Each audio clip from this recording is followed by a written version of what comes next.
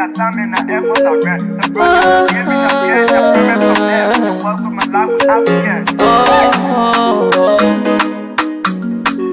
I live for Master. Clay Paris, who make you, I can't Sktv-Lib. Say my journey, I say my jamo. And yes, I know money, the more I know. And you love me, the more I know.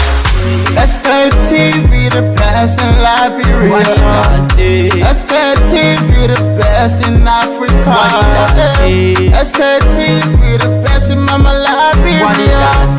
Must hold by the lofa and grand bazaar. And I didn't ya to money, and I said ya to money, and I couldn't play ya to money, and I could do ya to money, and I didn't ya to money, and I said ya to money, and I couldn't play ya to money, and I could do ya to money, and I forget it now ya to money. That's the baby, and I forget it now. Cause you walk on my ya to money. Yeah. Sktv, the best in Liberia. Sktv, the best in Africa. Sktv, the best in Mama Liberia. Must hold by the lofa and grand bazaar. There are things we can do. We bringing good news and we give it to you. We talking about podcasts and connecting people and culture from here and outside of the globe. Qualified people who waiting to serve. The session that time and the efforts are rest. The broadcast we giving a real and the premise my best. The work with my life without fear. From Grandfather Nima to Lufa, from Riverside River G to Chide, from Grand Crew, Bombing, Cape Mount, Montserrat, Sano to Backwalu, from Maryland, Bonkan to the Mikey B. We the best in the land, yeah, LIB. We the best in the land, yeah, LIB. We the best in the land, yeah, LIB. Sktv, the best in Liberia. Sktv, the best in Africa.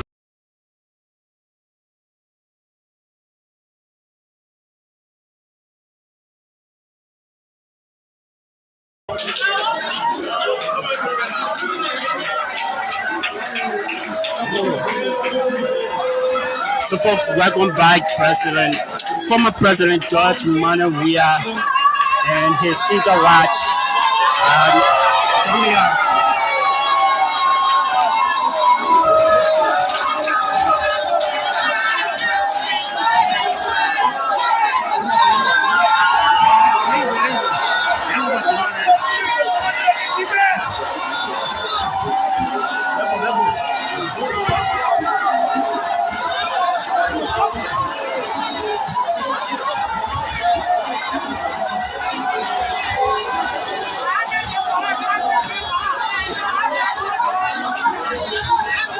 Honorable Sinan Moment, former Minister, Finance Minister Samet Ware is also here.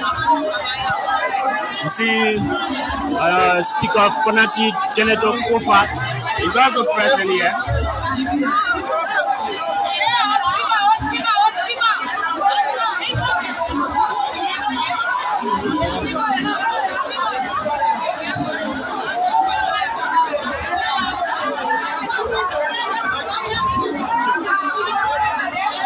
Representative Apu Pana Kama has just stepped out. I'm going to move from my camera. Representative Apu Pana Kama, District number 50, Montserrat County, is also here.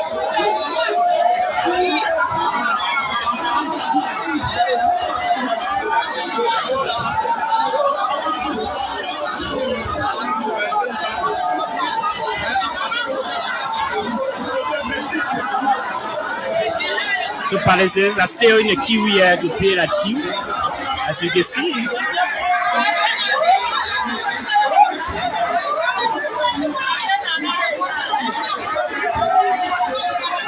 Representative French Safo. You see him smiling on the focus. Can you pay a due? How much you pay? But people want to know. The people want to know. So that was representing Frank Safogo of District Number all representing the Yaya Koluba is here. What exactly are you doing here at the time of municipality? What exactly are you doing here? Can you tell?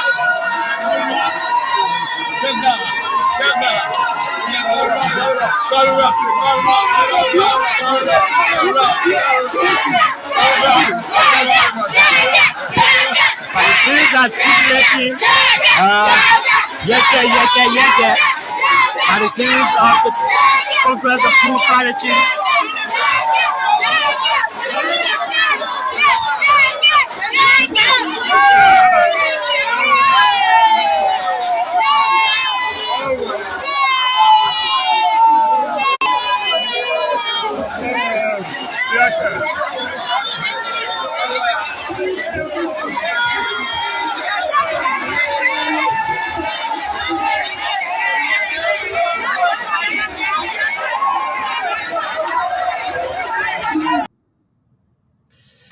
Well.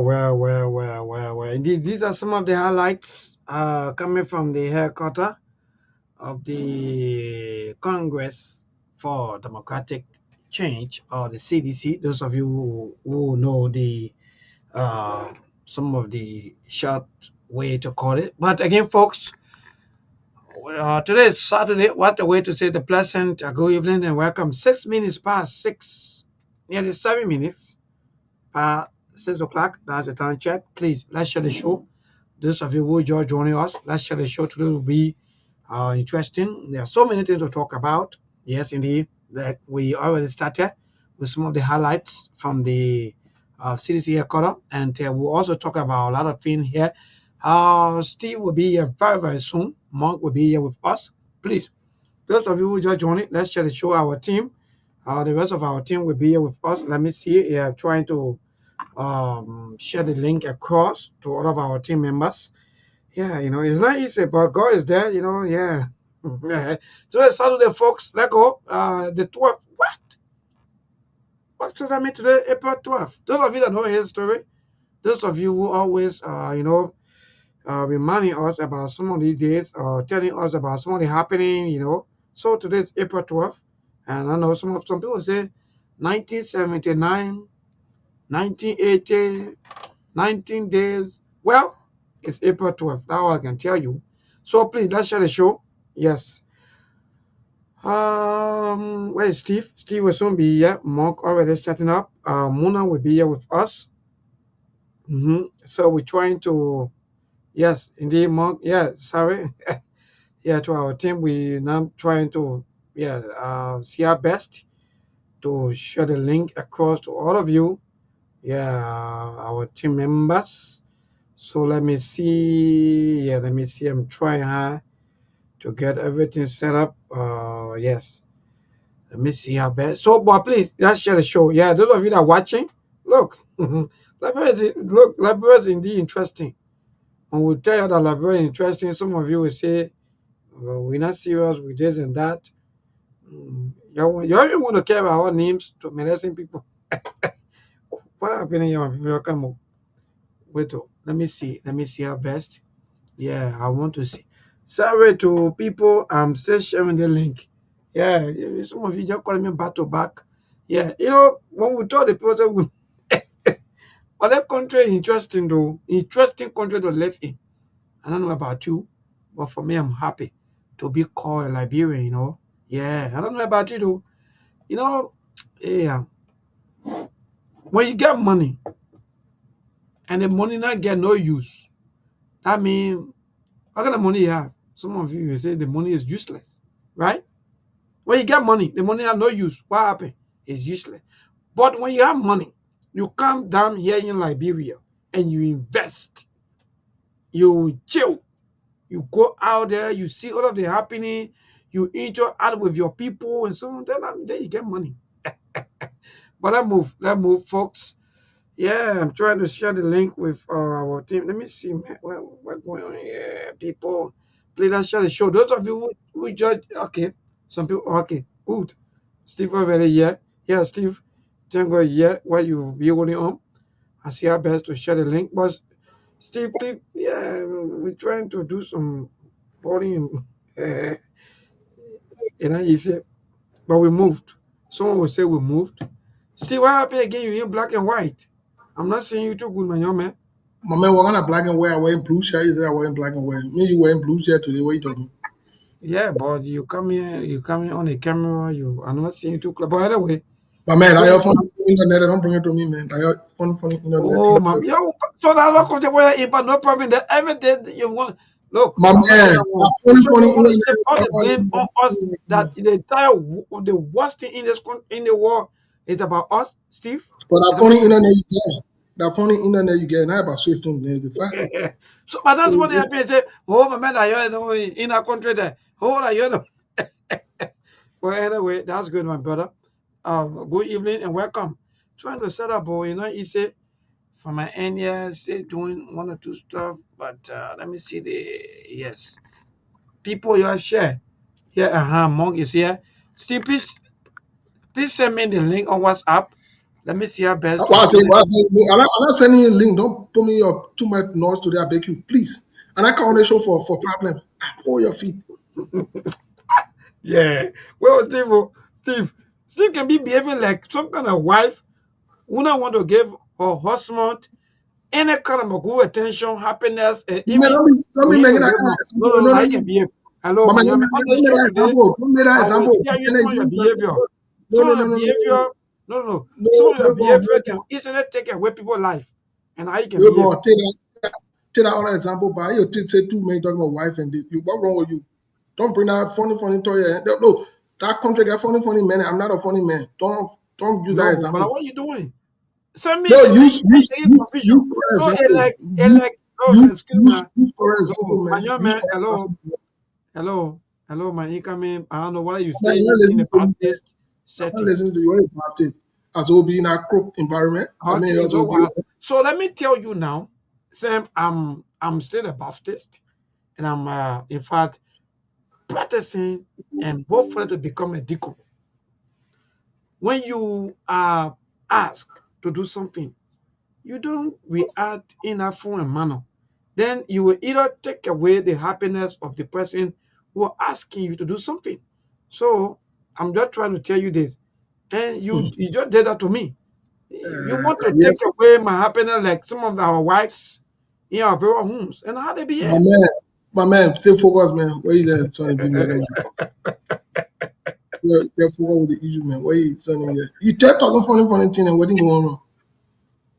Nothing going on, my young man. I'm just telling you what you into. Nothing going on. I'm telling you some of your reactions towards things. So you don't be careful. You will you don't be careful today. Please slow down the show, or else you will take away some people's life. Stop. My man, don't give me a hard time, man. The blow air and I'm telling you. Oh, yeah, I'm not good. No, my hand by always good. I mean, you'll be on a good in it. But Mom, what's up, my man? What's going on? Don't listen to me, man. We're for all kind of funny technique. Then what do you do? Well, nothing much today, Saturday. People can share the show. I wasn't supposed to be here today, but I think it was very important that I be here, and because it's a very historic day in the illustrious history of Liberia, April 12, 1980. So it's not just a regular day; it's a very important day when it comes to the history of Liberia. So, I got to show up today. I don't know where you guys got planned for the day in terms of discussion, but I'm here. I'm ready to go. Yeah, thank you, Monk. Yes, indeed, it's a historic day.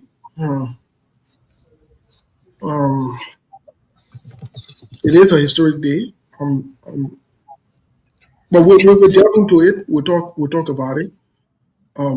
Melbourne, what say you that what is going on in terms of let me greet our people first, then I'll turn it over to you. So if you got any social issue on mind or whatever, we'll start the show. Folks, welcome. Let's share the show. Today we have some things to talk about as always. It looks like it'll be hot tonight. The show will be hot. The show will be noisy, I can already tell. But anyway, the Liberian people are the most important people on earth. The Liberian women are the most beautiful women on earth. Melbourne, what's on your mind? Welcome to our people. All of that. Melbourne, what's social on your mind quickly? What is social issue you got going on? Well, thank you, my dear brother. You know that what I like about you, even though you are still practicing to be like me, but I will welcome you when it comes to social. I'm a secretary though, but they don't mind me. So yeah, Steve. So what happened is that my little attention been drawn to the from you people on that end, especially when it comes to our sister. Is that Seattle or Sata Koli? You know, there was some training video, you know, and that video was so embarrassing, was so humiliating, and so forth. So I was thinking about the women as to whether they really care about each other or they only care about maybe how to, you know, humiliate one another, take away the other person's happiness and go into another person's home and destroy everything. Because if you look at what's happening right now with our sister, you will notice that I think these are some of the people that were quote unquote advancing her. And today, she no more in your happy home. Now they are back and back disgracing her how they want to and what they want to do. So that was really on my mind. And I thought a while to bring this to this platform so that maybe some of our sisters, our mothers, and our women out there will also learn from some of the happening. So yes, indeed. So far, so good, my brother. Okay. Mark, what say you? Because I don't know. Well, I don't know if you got ready to go. I mean, people are still sharing the show, and I just wanted to give like an overview, like a quick synopsis of this particular day. I think I shared like a piece of article with you from the No, no, Facebook no, article. more. We'll get to it. I beg you. We'll just get on the social issue because Oh, that's okay, the okay, all right. today. We don't want to overshadow it. We want to build the audience like we normally do while we talk the social issue. Yeah, makes sense for sure. Yeah. Yeah, what say you in terms of the social issue? Melbourne said, I know the group of women that still misbehaving in the country here. Still, I don't know. What say you? I don't know about that. Maybe will give us more information on that, but I have no idea about what happening in Liberia when it comes to women issue or what they are requesting No, as you well. say yeah. You say yeah. Your Oh yeah, the drama continues on Facebook. I mean, you guys saw a couple of videos that are uploaded. You know, when it comes to this issue, the first person I can contact because or share with to give your view and analysis. For me, I get we observing. I love to observe and things that I don't understand. I like people who got in depth. I love listening. I love expert opinion on anything. So when I see this thing, I'm like, you know what? Let me get to Steve and maybe he can break down because he's the psychoanalyst and he will give us more detail. I only share the link, but I don't like to take position on this issue until maybe when you chime in, and then from there maybe I can come in later. But until then, the platform is up to you to make that decision or to call a shot or to analyze what's happening from a psychological and philosophical standpoint. I don't know. yeah. Melbourne said it right. Um, you know, Melbourne, we have problems in our community. We do. We have problems. And some of the problems we have, people have ignored or whatever it is. But some of our sisters, our mothers, our women have brought womanhood to complete disgrace in the name of this Facebook thing. You know, sometimes I will say people think we want to go against women or whatever it is. I remember a few months ago, it was this other guy on the gospel musician and that other lady that was just on Facebook misbehaving. You know, it's just like a repeated cycle. And it's embarrassing, you know. And some of the reasons we even talk about some of the things because some of we are Liberians. And these things, whether you like it or not, they reflect on us directly and indirectly. Wrong image they're presenting. Can you imagine good women sitting discussing the person fat and the other person fat? These are not normal things. These are not normal things that grown people do. These people are behaving abnormal. They are behaving. Look, sometimes I don't know. I try not to bring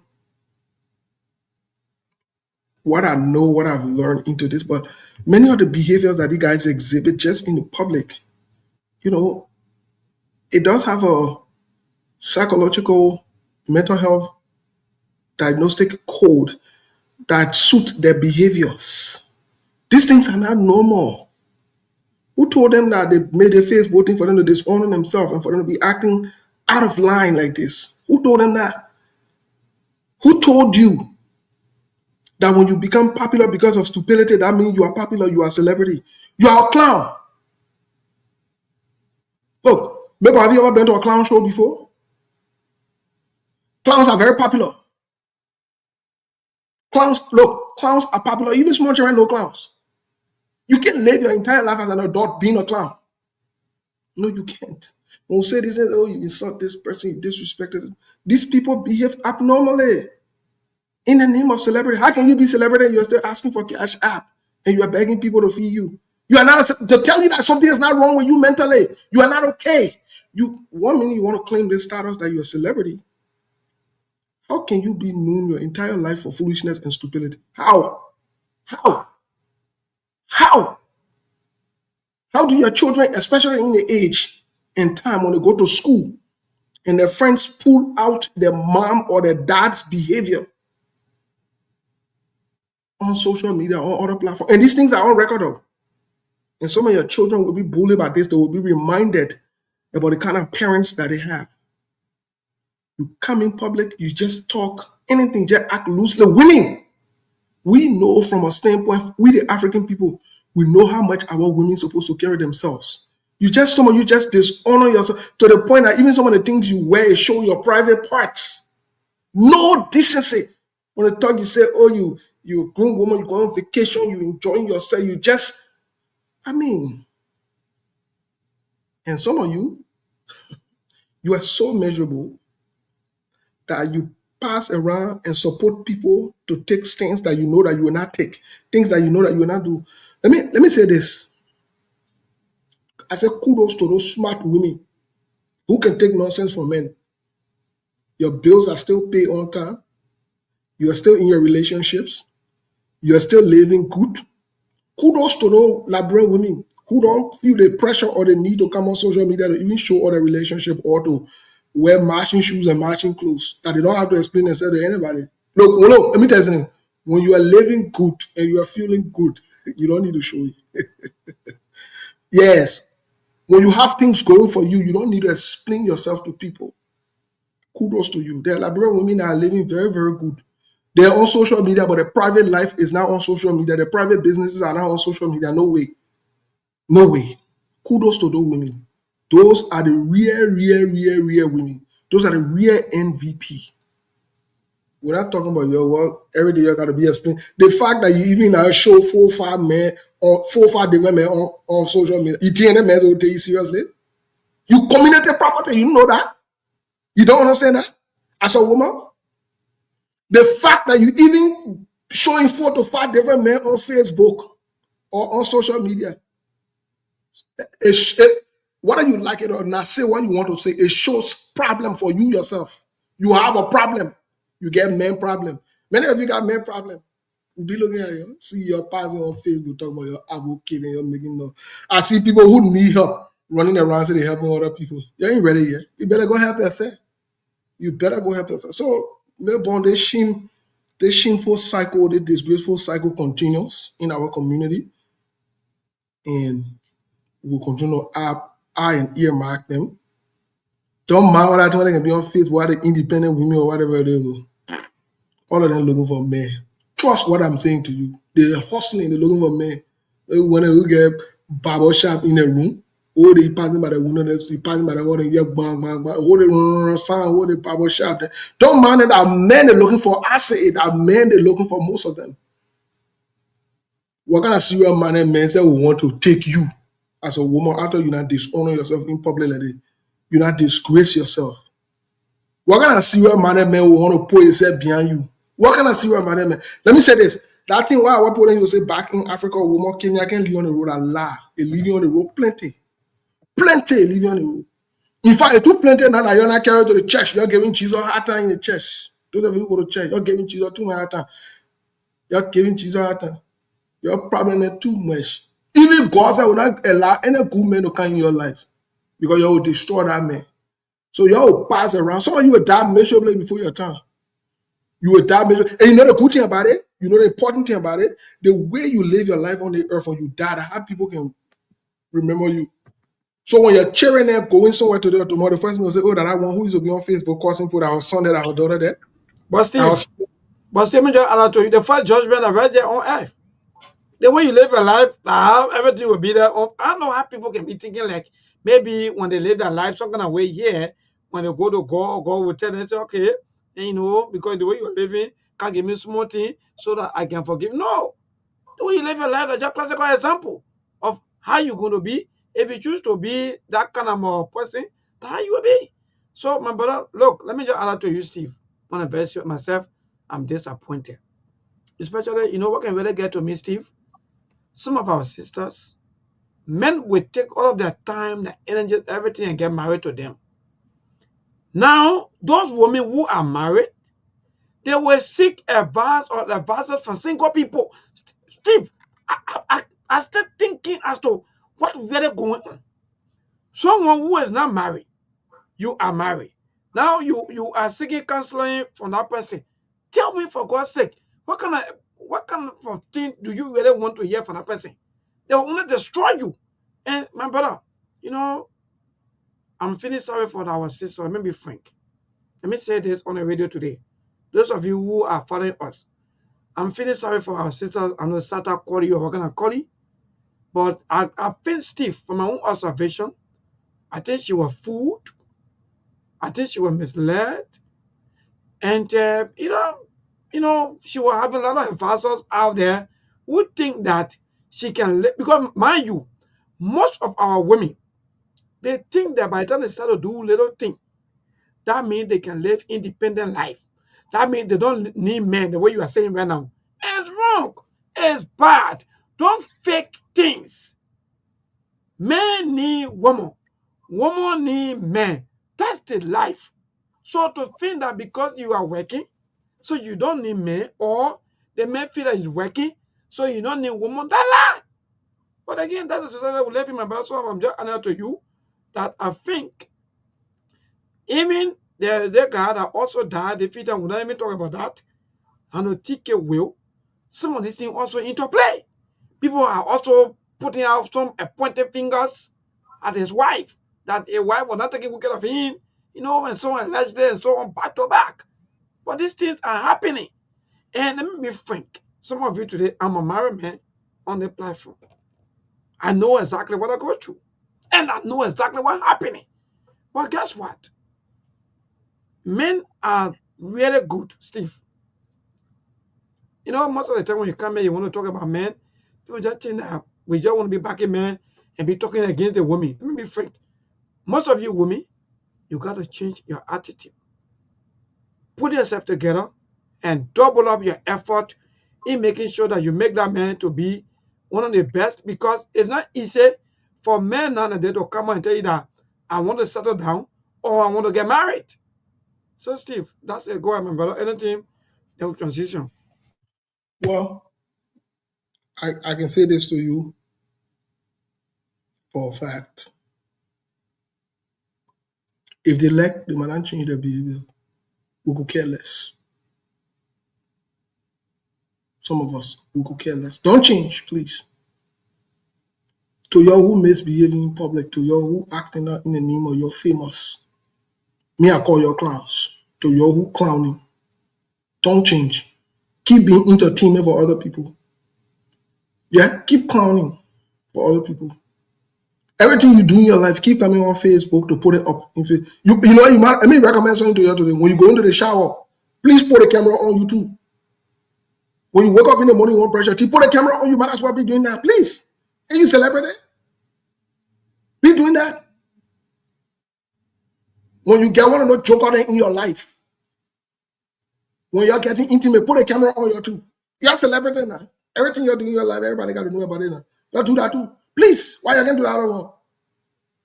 You'll be doing that. We know your continue being the clowns that you guys are. Please, you're continue clowning in the community. You're continue making yourself to. You're continue to make fool out of yourselves as women. Please, you're continue to do that. We know you, but we also know the decent women. We also know that there are honorable Liberian women who will never ever dare cross that line. We know them. We know you. We know you. We know you who bouncing around changing men get a t-shirt. There's not any problem. I see women changing your look, the whole thing about relationship is that you're the women can take a personal. You can get there. Who told you say we the men would care? The one where we can walk away and leave you. Oh yes, and I support any man I want to leave a woman. I support that man, especially that woman misbehaving. I support you. I support what Collie did to take Satan to court. I support Collie. I would even. I spoke to Collie before. I will call Collie again. In fact, he should never take it from the court. Yes, you shouldn't take it from the court. You know, when you teach the people some lesson, they will not behave. Let them pass around their misery. Let them be in their pains. Let them be in their suffering. That's what they deserve. Most of the women don't deserve good. They don't appreciate men in their life. They don't appreciate good people in their life. They appreciate losers in their life. That's the kind of people that they're accustomed to. Let me tell you something as a woman, the kind of men that you pick to be with in your life. Even the men that you bear with in your life is a representation of your choice. You know that? You know that? Can you imagine, Steve, quickly tell us, so someone laid a complaint to me, the person said, maybe, there's vaccine. You imagine though, vaccine. So this guy and the lady, they live together. So every time, maybe when the month coming to an end, the lady will go for carry the little child for vaccine. And you know, the vaccine is absolutely free. But sometimes just because, or maybe the caretaker or the person that will be sitting behind the vaccine and so forth, so that they get them $100 liberty, $50 liberty, or something, $150 liberty to make them, at least to actually appreciate them, you know, for that. But this lady decided to cook. Oh God, look, see, that's what the man going through. She cooked the man who and her living together that is 40 USD for fasting. So, you know, they gotta continue to go, you know, pay or someone, you know, every time. How can vaccine that's supposed to be free? It's 40 USD. Can you imagine though? The guy is into the relationship with the lady, but the lady is cooking him into the relationship. So when that happened, the sugar boss of like they got to decide and say, okay, I think today we all gotta go and carry the child for the vaccine. So when they went and so forth, so the guy was joking, said, oh, so that I can be spending my $40 USD every time for vaccine. So the people say, no, 40 USD for vaccine, no. And I say it's true. Who told you that? Say, okay, you're just living. My wife to be or my woman, she the one told me that it's 40 USD for vaccine. So you see, people, some of our sisters, they abuse and they also squander their own relationship in the kind of form and manner. Where in this world you're being in a relationship and you are stealing from the same relationship. So when the person told me that story, I was like, see why most of our brothers they just decide to be single throughout. Because the kind of thing it will even make men to even run away from you. But No, my brother. Yeah. No, there is no single man. There is no man that's single. Tell you that story. What I'm saying to you and the rest of the people that listen to who go to the politics is this. My brother, if she won't give you hard time, she won't be disgraced to you, especially when your last name behind her, or you're working on putting your last name behind her. She won't be disgraced. She won't be married to the internet. She won't be married to social media. And everything that you do, everything that happens, people got to know about it, got to be in the public or whatever it is. Let her go. Let her go. Leave her. I'm saying it to you right now. Leave her. Leave her alone. Let her be. Let her be. Let her be. If you're not listening, that's what on you. Let her be.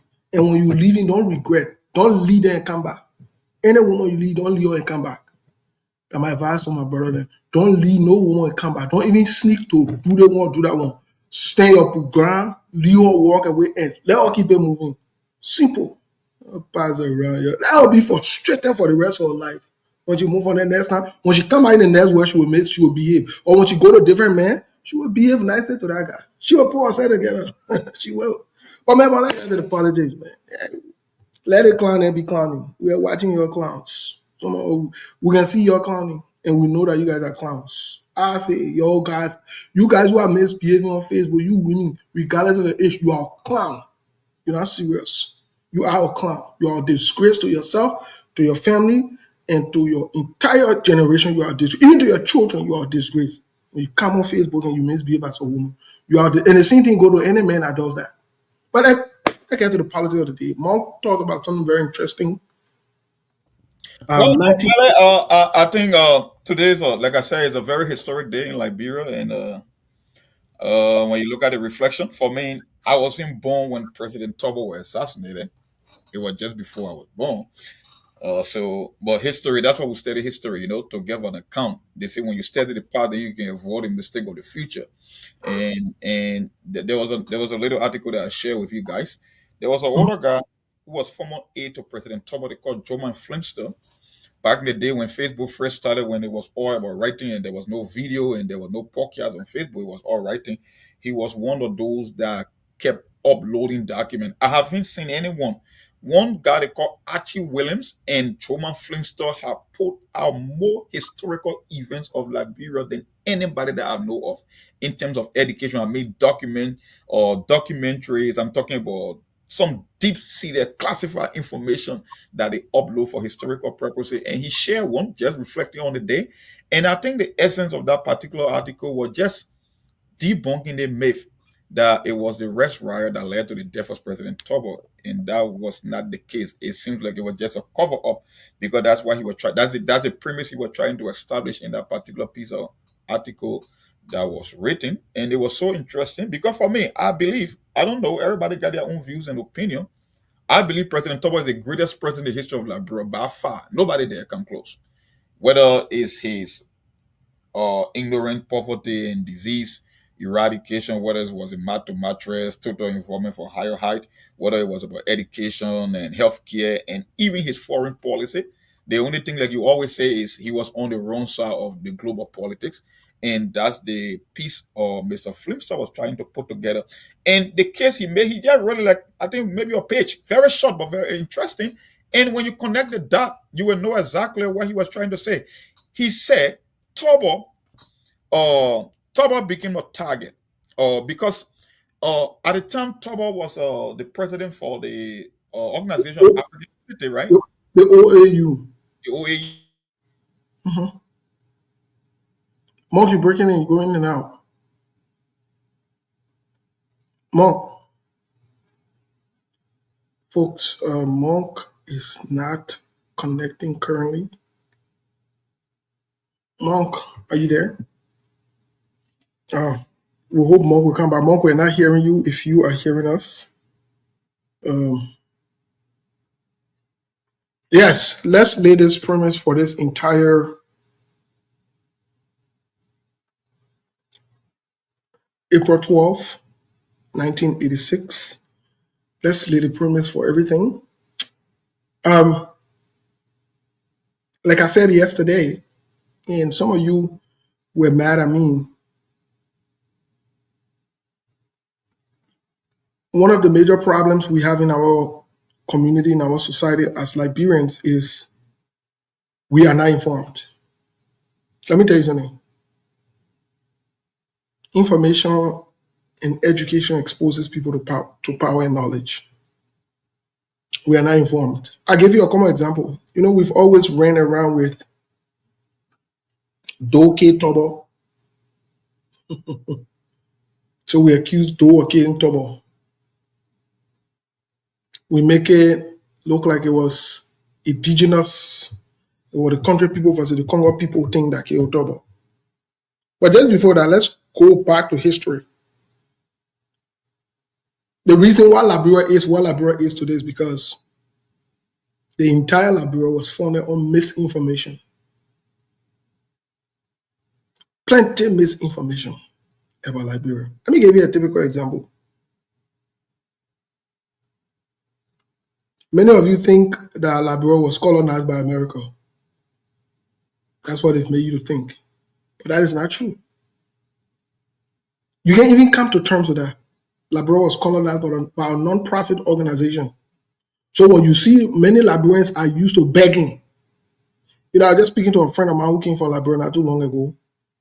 And this person was telling me, he said, my man, the begging level in our country, bro, it gone to another level. He said, my man, the people beg in that country. I said, well, but the people don't have it. How can they not beg? He said, I don't think it's about not having it or having it though. I just think it is who we are as a people.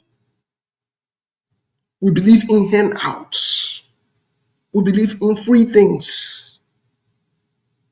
We are not hardworking people. We're not, and this person was telling me this thing, and it started to take shape, and my brain started to work backwards, thinking about how we're colonized. Imagine you were founded by a non-profit organization. A non-profit organization, in most cases, rely on donations, contributions, or other people giving them free things. That's it. So when we started to talk about it, and I started to look at the history of Liberia, that's what brought here. Bunch of lies, misinformation, and so forth. So fast forward, we're on this day, April 12th, 1980. That time thing, me born and was born. Me born at that time, me born on that born. Don't you know on that born? So they don't understand what went on that day. So even when you ask Milborn say that day where he was, he went, Milborn, where were you that day? April 12th? Well, my brother, I can't tell because Liam Messi and myself, we are of age mate. So that Who? tells you that I'm talking about You? Leo Messi, your prolific or one of your best players. Yeah, probably there with you. So let me just move into that. So for me, I think it would just be like we're just trying to pass through with that, but I don't think that the people care anymore to tell us some of the stories or to remember some of the stories. So because of that, even today, there is no anything of remembering. Government don't even care. Nobody talk about these things on the media. So I think that will speak volume that maybe the people don't want us to know. Maybe they don't want us to talk about these things. Or maybe they just want this thing to slide. So for me, well, again, But today is to be honest with you, you raise an important point.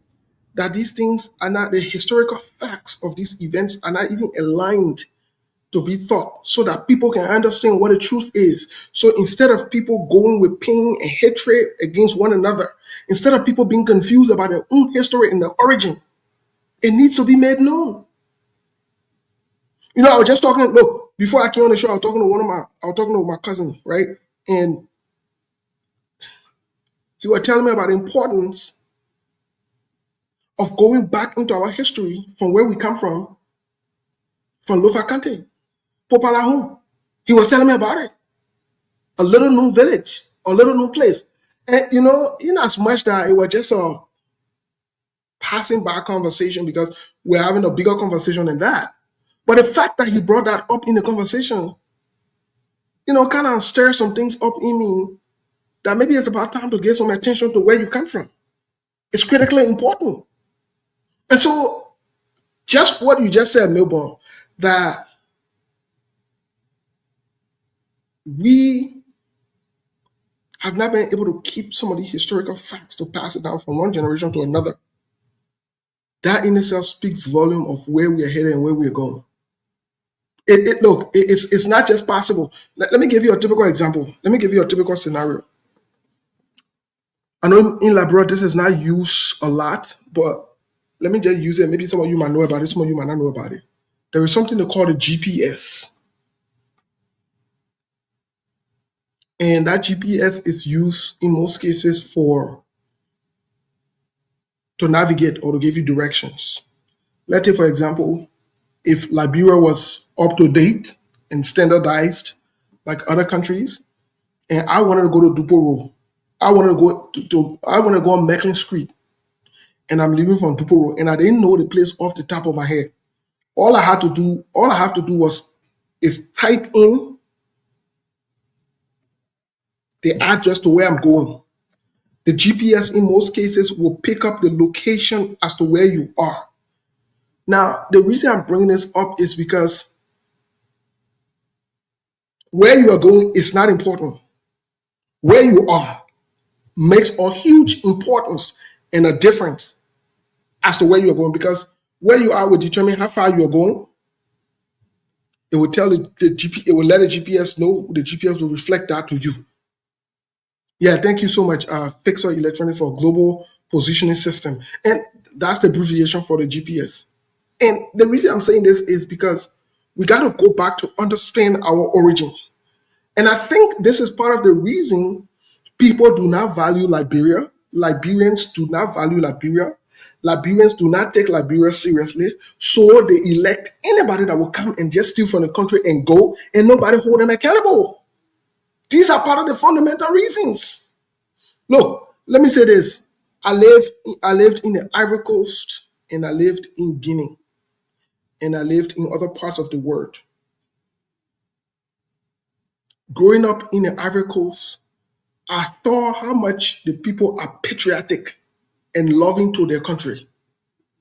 I saw how much the Ivorians, can you imagine the people that don't speak French, that have nothing, how much the people care about their country, how much the people care about the image of the country, how much the people invest in the country and in themselves. To the point that even in the educational system, you see it. Can you imagine we live in Ivory Coast? We went to a Liberian school, but we literally had to sing the national anthem of the Ivorian national anthem. That's how patriotic the people are. The people national anthem supposed to be playing, and you not stop, you walk. You crazy? Something wrong with you? I don't know about now, but when I was growing up there, look, Melbourne, if that national anthem is playing, you must stop until it is done. Regardless of the emergency, you will stop. That is one of the very first signs to tell you how serious these people are. But in Liberia, the national anthem will be playing. Who cares? You can walk. So you see this small thing there. Steve, let me not even cut you off. Don't even go to the national anthem. In fact, go to the flag. Look, Steve, I don't know how come, and I still want to be asking this question as to how did we arrive at this point? But when you say this thing, people get angry and say, some of us, we know these things, that when the flag, either when it's going up, you have to stand to where you are when you're in a surrounding, or when you close to that, when the whistle is blown, you have to stand up until that flag go up. And when the flag go up, when the person who control the flag to go up, true, and blow the whistle, that's the only way that you people will go. Now, another way is 6 o'clock. Everything starts from 6. Either the flags go up in the morning, by 7 o'clock in the morning, and taking off by 6 o'clock in the evening. So 6 o'clock in the evening, that same person or police officer or whosoever person will go there and blow the whistle. Whosoever person that around that end, but everything just spoiled. Let me be frank. I don't know how can everything, someone will say everything chakla, but anyway, Mr. Canada will fix it. Mr. Canada, good evening. So quickly before we bring Mr. Kana in, I see Mr. Kana smiling. Folks will get to ask Mr. Kana today, nothing edit where he was, because that we're bringing back to memory. So yeah, but here's something I wanted to bring to your attention quickly, because finish on my thought here, and then Mr. Kana will welcome you. Even when I went to Guinea, I saw how patriotic the people are. I saw how much they love their country. In Guinea, when the Ligne Nationale is on, You crazy to move? The people, let me tell you something. In Aricos, when I walked into Aricos in 2002, that Liberian rebel mentality where people used to come and loot, the people said no, they're not going to loot their country. They're not going to destroy their infrastructures. They're not going to destroy their waters. They're not going to, no. The politicians are the one go after they go to their street. So if the politician were living on Dupo Road, that the Dupo Road going, they're not passing around, going to go call the water supply, call the electric supply. No, you're not looting people's store. No. In fact, there was a strong man that you try it, they will execute you straight. There was no time to fool around. So this is to tell you the mindset of the people. But Mr. Cannon, welcome to the show. How are you today? Good to see you. I see you just smiling. So 1981 going on. You want? Man, I came here first of all to retaliate against the two of you for your attack on the women there. Because when you're talking like that, some people can't talk about, you can't look at the specific people that you're talking to. People can think, say, Sktv put and just let it attack women. Especially the way Steve can put it. So Melbourne and Steve, they are the reason why, I thank God Amo is here. They're the reason why women didn't stop supporting Sktv. People say that you don't want to be attacking them, you and Melbourne. And you continue to do that, we'll take you out to the committee room and put sanction on you and Melbourne. I think Mo is here, Muna is here. I'm happy that they're all here. You want to attack, you want to play, your Mo can be sharp when women there are on the wrong side of the argument. They can be attacking them. But all the funny men that can be behaving funny, you can be lenient with them. So we'll talk about them. Yeah, but you can be lenient, but you can be so vulgar and you get dirty the man. No. Yeah, all of the bad things are all men. Let me tell you. Somebody say I should ask the two of you whether you're in good rapport or your women there in the house, because you say, oh, you're angry with women there. 100% from you. I will tell you for free. Luckily, know me. I say I know Steve. Steve Weber is the coolest person I ever seen in my life. And I know Melbourne to wife. I know she's very, very cool. But I don't know why they're getting their anger from against the women. So the people say because of 2 years now, they will not be sending more money. The women. Well, Mr. Cannon, let me say this. I lay your complaint on more and Muna. Let me put it here first. No, but let me clarify something. Get ready to take Steve and Melbourne to the committee room and warn them so that we can, so the people can be, stopping our money from coming. But yeah, Steve, go ahead. But I will start talking you. I just talk about. Right. But let me say this. Most of the women are hypocrites. Let me say why. They are the same people that can be passing around giving some of these women.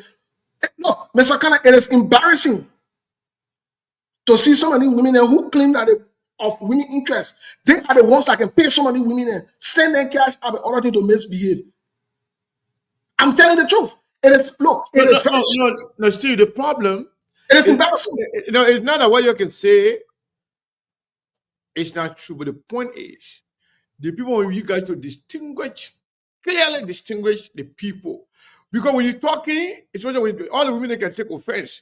But when you are very clear, very emphatic as to the kind of people you're talking about in your deliberation, then everybody will not take offense to it. It's not that you are lying. Well, I can say some. But you can't be emphatic enough. I can say some, and I can say most. I can say it's too fast. You can say most of the women. But I shoot most of them. Yeah, you can't say most of the women there. But I shoot most of them. Mr. No. Yeah. They're not most of the women. Yeah. Let me ask you the question today. When have most of our Liberian women ever came up to even distance themselves to speak against and shame the other women that doing that behavior? When has that happened? When? So when you are silent, you are complacent. When What are you yelling for now? Let me turn up. No, I said when you're silent, you're complicit. Okay. So, first of all, when you say most women, Yes. when it comes to Liberian women, most women are not even on Facebook. The one you see on Facebook, that's a minute portion of women. Very, very minute. As a matter of fact, when TikTok came about, a lot of women nowadays spend more time on TikTok than Facebook. But then if we launch a blanket attack on all of the women based on the behavior of the little one that on Facebook, or the one, even the one that on Facebook too, majority of them are not like the other one that behave like that. Yeah, then let me say that. But I challenge them to speak against it. I challenge them to speak it's their against right it. to be silent about that. Okay, that's fine. Then let them be silent too. It's my right to say majority. Yeah, but that What doesn't do make you them want? complacent. If they So- take a person out of So business, I'm me not a question for Mr. Khan and Steve. I'm When not you worried about finish, that. If they want to me a get person out of question. business, Yeah. So me a question for you, Mr. Khan. So which Okay. one will you? I like the kind of way you are proceeding. I like that 100%, and even any other woman. So which one do you think will be preferable for us to be able to see these things or they have fast truth, so that the younger me, women out there Okay, let me will answer. I come in. I won't ask you a question, Chief, for 1 minute or maybe 10 seconds. Which one do you think that will be the best, so that the other women out there will also understand some of these missteps and learn from some of these things, instead of us to be acting like all is well, especially when it comes to the issue of Sata, because we're just talking about Sata quality and some of the women behavior towards Sata quality. So which one do you think that will be the best? So let me tell you something. Most of the things that you can see in Liberia, whether it happening to a woman or happening to a man, there are some people who are not just consistent with what they do. Their actions are based on their family ties, friendship, political association. But when you make it a gender issue, then it becomes a problem. Even the one that you can see, some of the women that you can see doing certain things, they are heavily supported by some guys. And so I've seen some guys too that will come there and support all the things that you guys are kicking against. But I don't think these things are women issues, are gender issues. I think there are people in Liberia who are just hypocritical in everything they do. They are in women, they are in men. When the shoe is on the other foot, they say it's good. When they return to the other foot, they say it's bad. That's who they are. Those are hypocrites. They are not men, they are not women, they are in all the gender. So when you come here and make it a gender issue, then people will take offense to it. That's what I'm telling you. Trust me. I'm against hypocrisy. I'm against inconsistency. I'm against people then who will speak from both sides of their mouth. But they are in both men and women, regardless of the circumstances, regardless of the issue, they always do it. But when you come here, you make it look like the women are doing it, the women are doing that, the women are doing that, the women it's are doing okay. that. When you get some guys there who are even confused, who flip-flop on everything, some guys say women are better than them. When it comes But to Mr. King, bring the guys down. Let me talk about them too. They won't want to talk about the it. guys can be The doing women it. won't talk about it. But Yeah.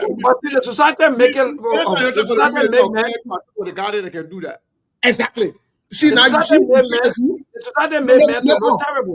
Yeah. You see how Mr. Kind of balancing the equation now?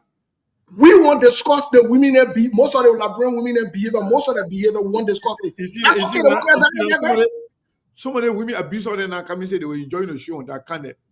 They were enjoying the show, people talking down to women and what they like. No, I don't think people are talking down to women, Mr. Kind Yeah, when you make No, it, we're not really talking about. Most of the things I can always say, Mr. Kana, it's just about educating our women. Now what the you post are say? accusing us. You are accusing us. The people complain about what they say that they No, the two who say here are facts. They're not abusing that the truth. That the truth. Somebody come on Facebook and have nigga and say, we'll talk about it, then women get that. Get that. What's wrong with that? It made you very much I want to wear clothes. So why not? Okay. All right. All right. Let's get back. Let everything keep it moving. They're not ready yet. If they're ready, we'll see where they'll come to their own. Let's get back to the politics.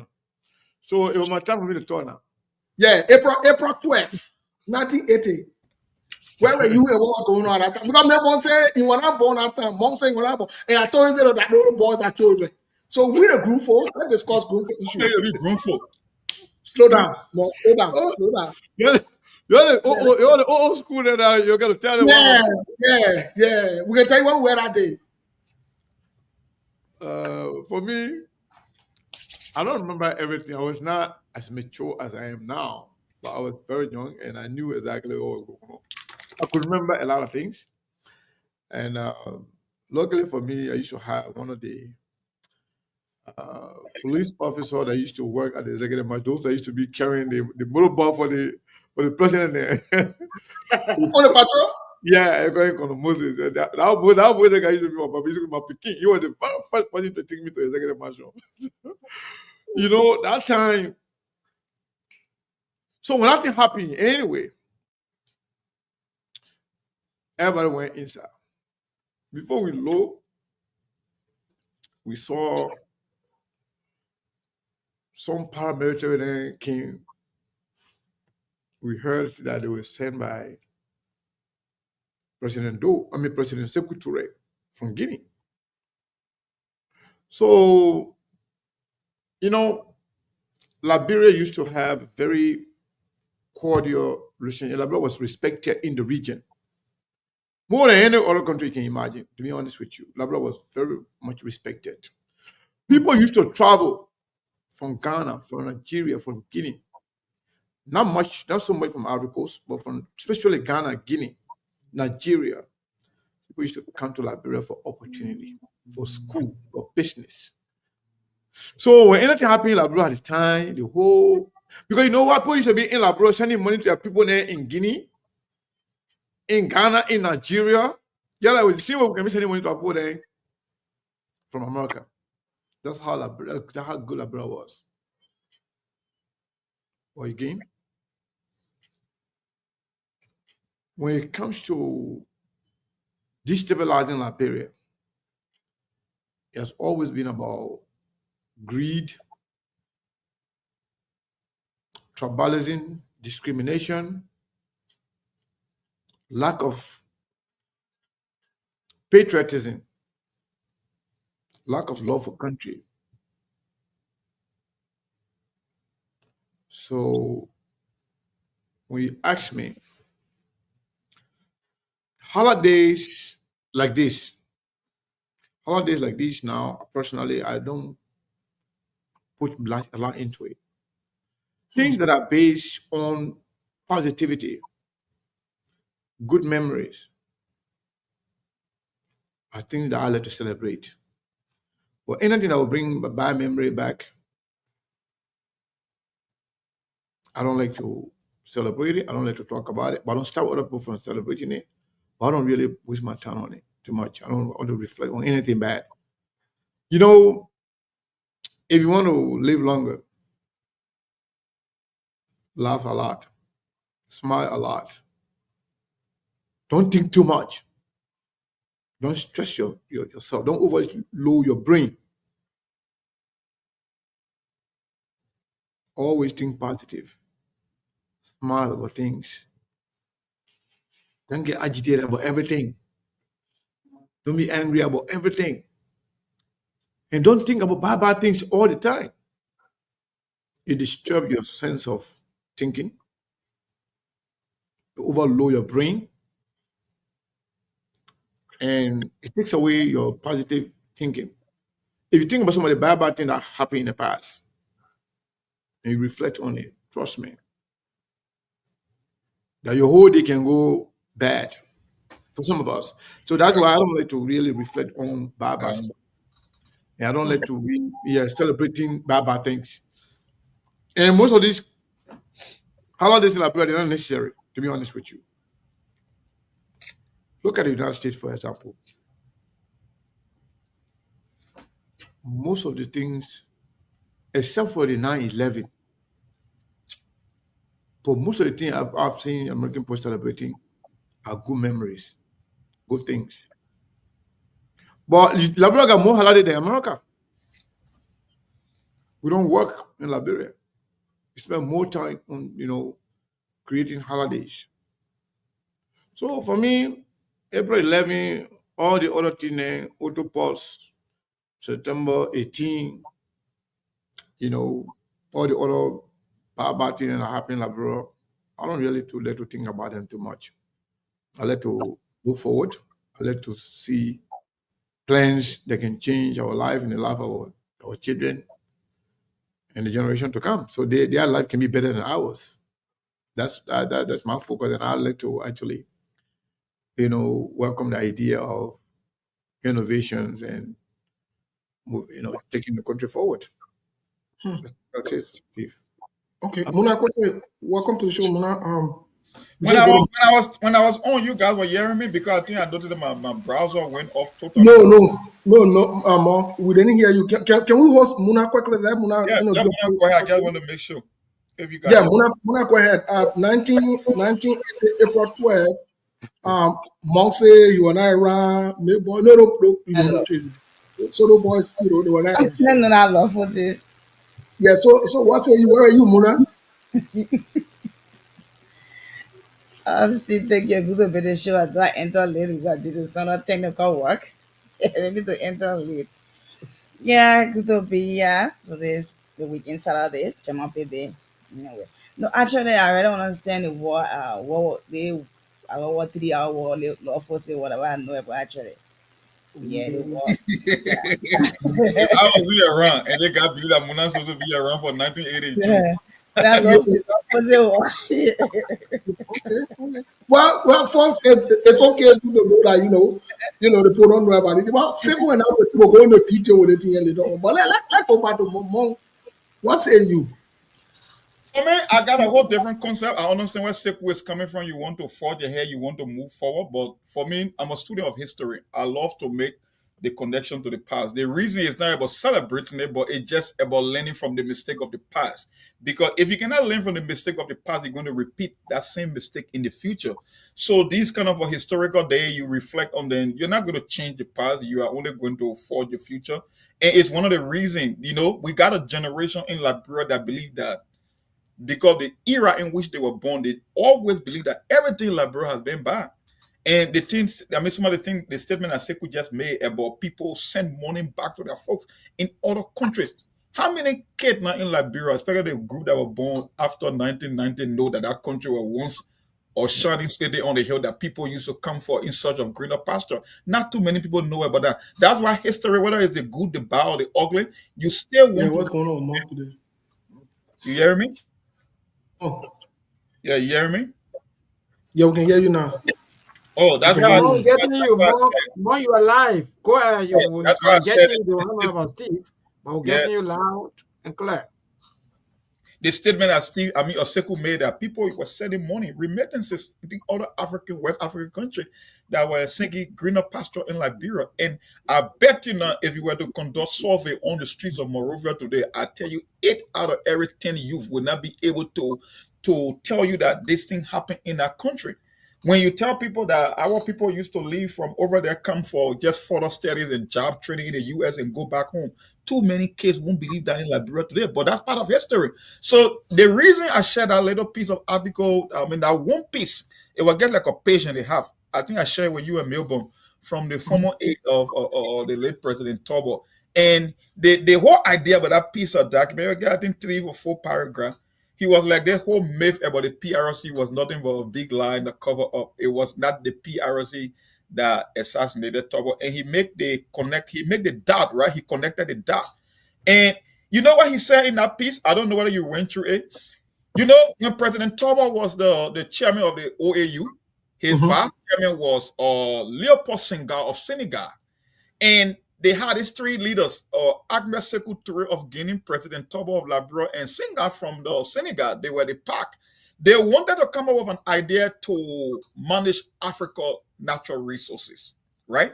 Because Tobo was OAU president at the time in the early 70s, 73, right? And at the time, in 1973, there was an event that happened that changed the course of history too, on the geopolitical front. And that was the Yom Kippur War between the Arabs and Israel in 1973. It was a 20-day war, the Yom Kippur, which happened to be a Jewish holiday. And during the Yom Kippur War, it lasted from October 6th to the 26th, 20-day war. It was launched by Egypt and Syria against Israel. And it was the first time that the US and Russia came into direct confrontation. So you know what happened after that 20-day war? The Arab country, the OPEC, oil exporting countries in the Middle East and in the Arab war, they imposed an embargo on US that they were not going to ship oil to America. So it intimidated the American President Carter. President Carter said, hell no. The lifeblood of any economy is energy. If the Arab war cannot Mark, ship, you keep going in and out. So no, we can hear you. I think you're the one having the problem though. Muna, can you hear Mom? Go ahead. So, Yeah, Mong is live. He's live. Yeah. Monk is It's loud and clear. Monk is loud and loud, and Monk is live. So I don't know. Yeah, I was just trying to wrap up this. They just one page Yeah, talk yeah, to yeah, wrap to up. you guys. So Because your the brother not history get was there was an embargo or embargo placed on the U.S. government under President Carter.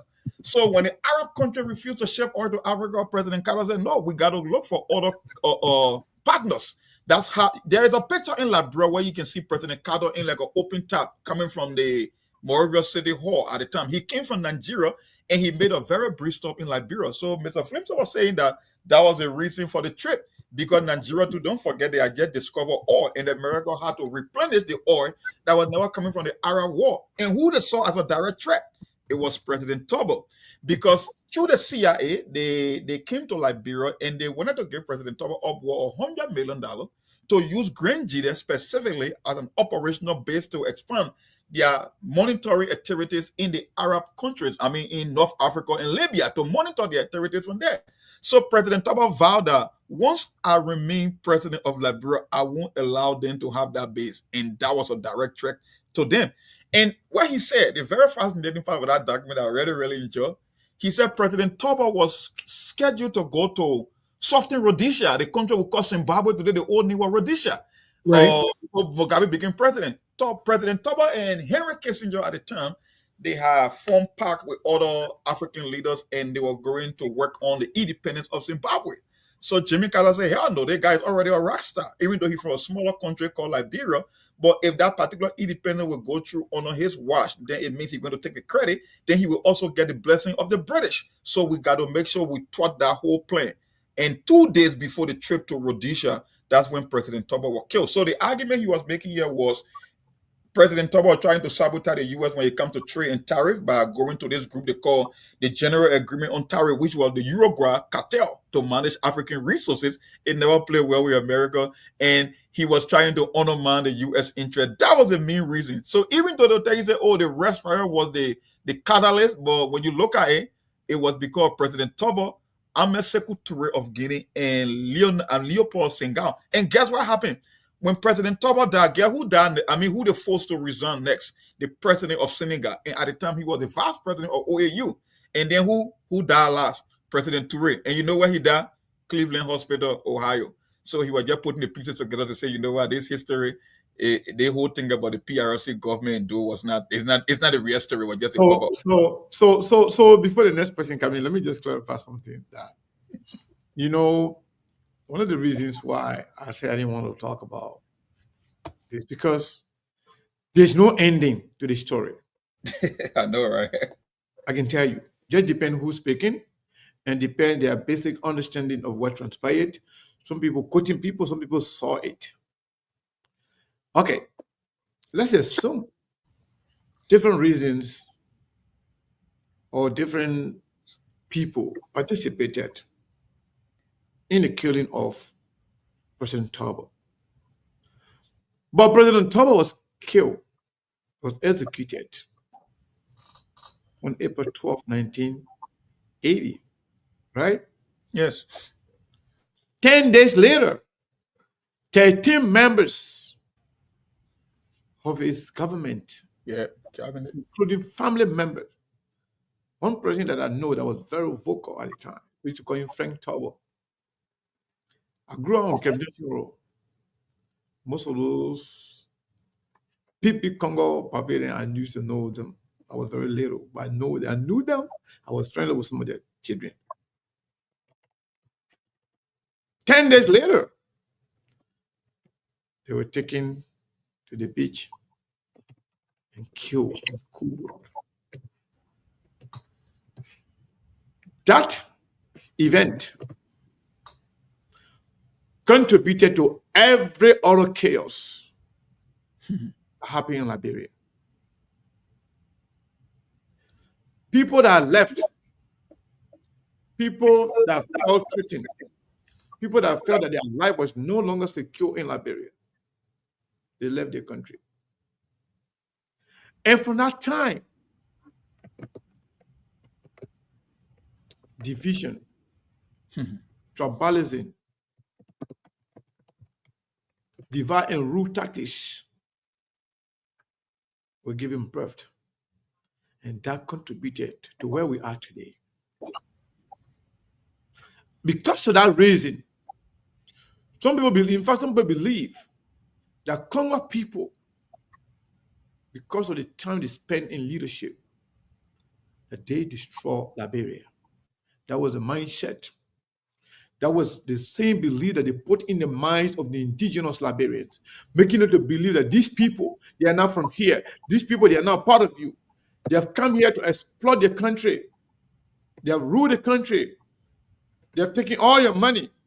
They have enslaved your people. They have done X, Y, and Z to your people.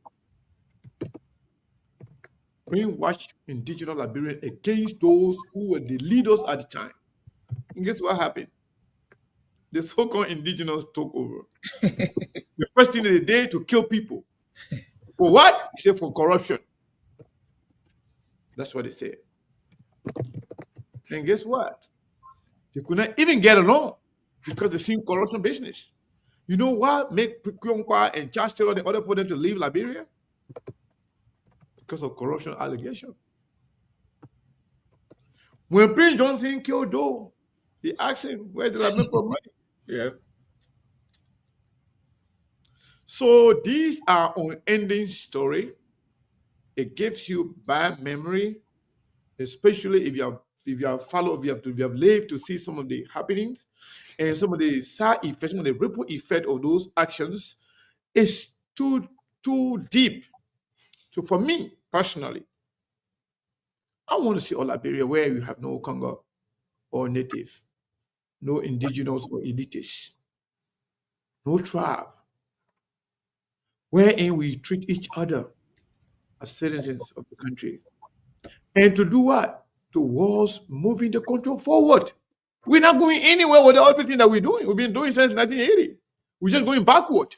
Today, if you ask Liberians, many Liberians, I'm not talking about these kids who just coming out, they don't even know anything, who are being addicted to drugs, and they are being given them money to buy drugs, use them to insult other people, to disrespect good people, to denigrate good people. The same people then that participated in creating these problems for our country are the same people now today, Steve. They don't want to see any good person leading in Liberia because they want us to remain in the same system that they created. They don't want the mindset to change. They don't want the people to believe that, you know what, let's go for what is good for the country. But no, let's divide them. That was one of the reasons why I personally hated Joseph Nimabwaka's presidency. When he said he would not be the reason for Congo to return to power.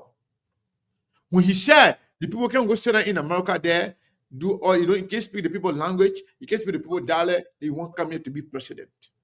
How the people came to America?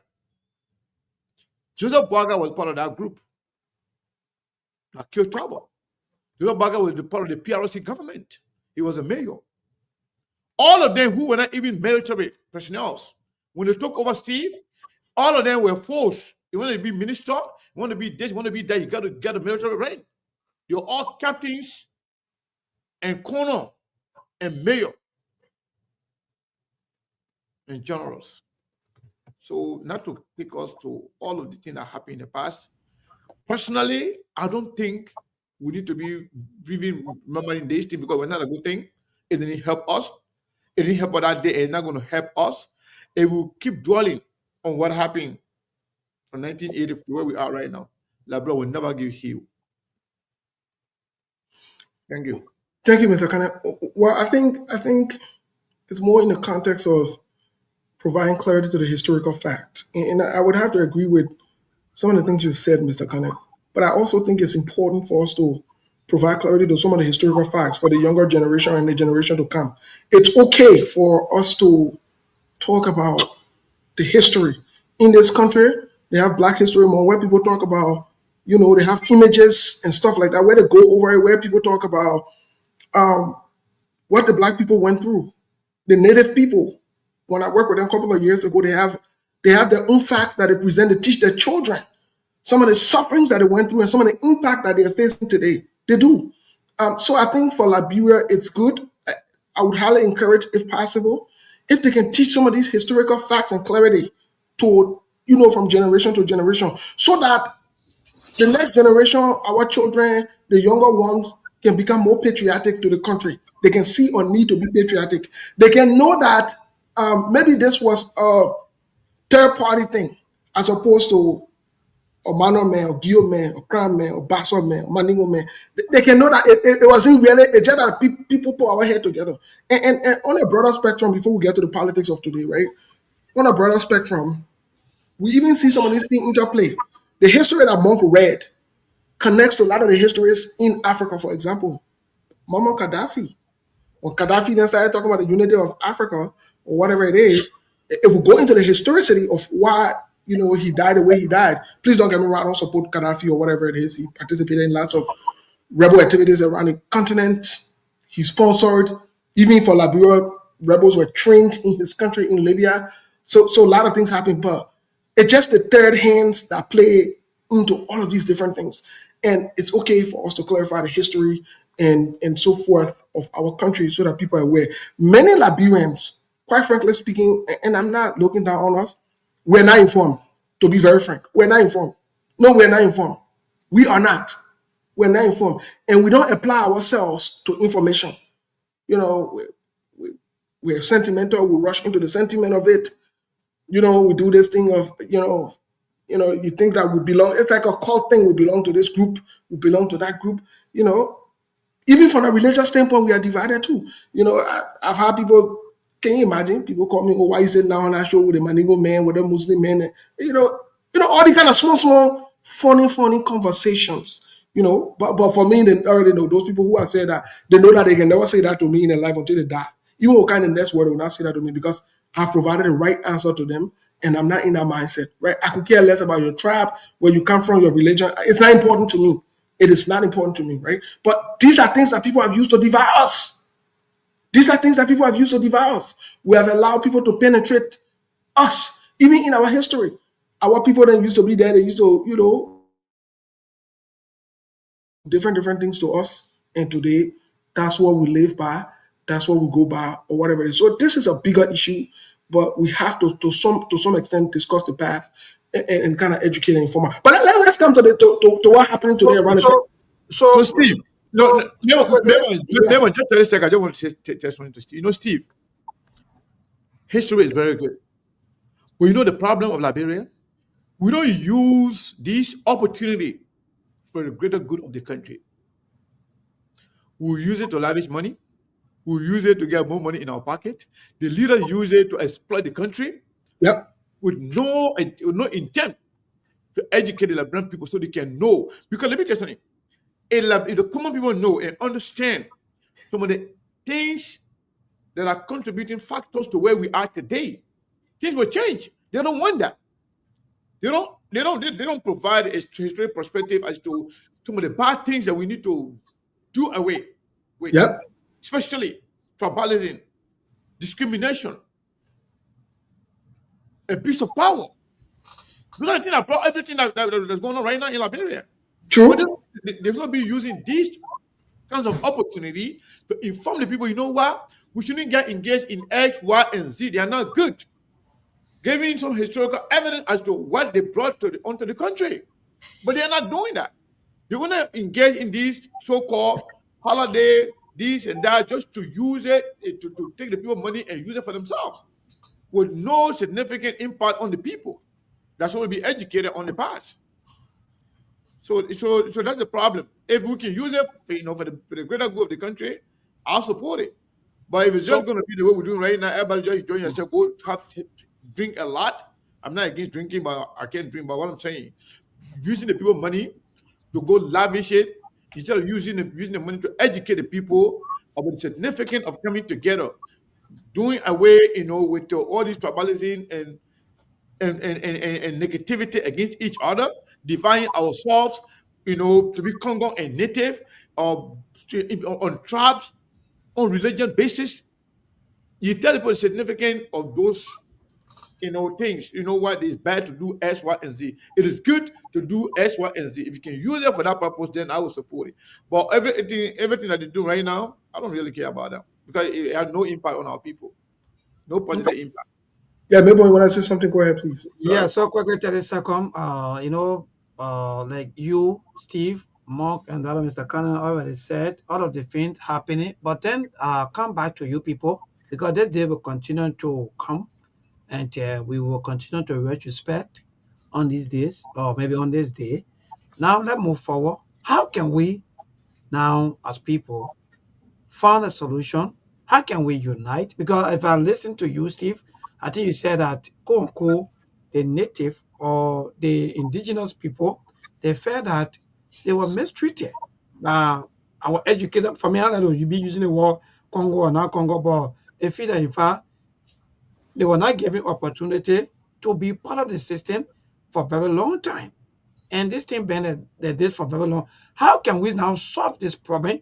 Who can we now use to unify us as people? Because this thing, like Mr. Karan just said, is still in the mind of our people. And even So, as children generations still continue to grow, now people are trying not to wipe away the thing they call Congo. No more so, because they feel that Congo people, quote unquote, mistreated them, used them, abused them, and take away all of their maybe their land, their resources, and so forth. Now my so question maybe, to you, yeah, come on. Let me answer that question quickly so that we can get into the politics of the day. Let me just answer that question. I'll give you a typical example. You know the guy who's the president in Ivory today, Alassane Ouattara? He used to be the prime minister to Felix Houphouët-Boigny. When he first attempted to run after the passing of Felix Houphouët-Boigny, some groups in Ivory Coast, he was vice president for all that time. Hey, man. In Ivory Coast, the vice president is considered. Steve, your line got broken for a second. We didn't hear you at that part. Go ahead. I said in Ivory Coast, the vice president is considered the premier minister, which means first minister or whatever it is. When he wanted to run for the presidency, they decided to alienate him based on his tribe and his religion, especially his religion. They say he's Muslim man. Oh, but all the time he was vice president, he was not Muslim man. All the good economic reforms and things he helped the country Ivory Coast stabilize with. He was not Muslim man at that time, right? Fast forward. They went through a referendum. The politician then wanted to alienate him and isolate him. They said, no. The African people said, no. We love our country too much. We're not going to do the division thing. So let's put it on a referendum. Let's put it on a ballot. If Muslim men can be given a chance to run, they put it on the referendum. Guess what? It came back. The people say, for our coast to remain united and because we love our country, whether you Muslim, whether you Christian, whether you Buddhist, whatever you can be, as long as you are a Ivorian, and it is proven that you are a Ivorian, you meet the criteria, you will run for presidency. Guess what? Today, Alassane Ouattara president. Go see Ivory Coast how it looks like. So this unity that we're talking about, it will come through the fact that everybody has equal rights, especially if you are Liberian on our constitution.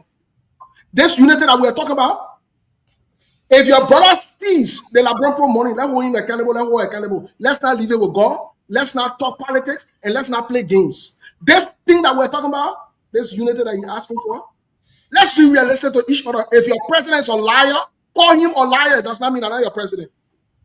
It has nothing to do with respect or tradition or culture. It has everything to do with equity, fairness, transparency, and accountability and love for country. If we do that, we'll be united. But if we start to say, oh, then when I'm a Ningo man, or the other person, I see some people on a circle post because he joined CMC now. So he Maningo man. But the time he was supporting someone there, he was not Maningo man. See that kind of foolishness? And when we talk these things, Then you'll say, oh, the way you talk it, I get no other way to talk it. And the way I will keep talking it. Because when we mind your Labrampo, most of you guys, you are hypocritical. You don't love the country. You don't love transparency. You don't love good people. So, I mean, that's what it is. That's all I will say. That how we can move forward. Until we're not moving forward, bro. In the case you just made, that's why the history is important, even though it might be uncomfortable, because it still plays into today.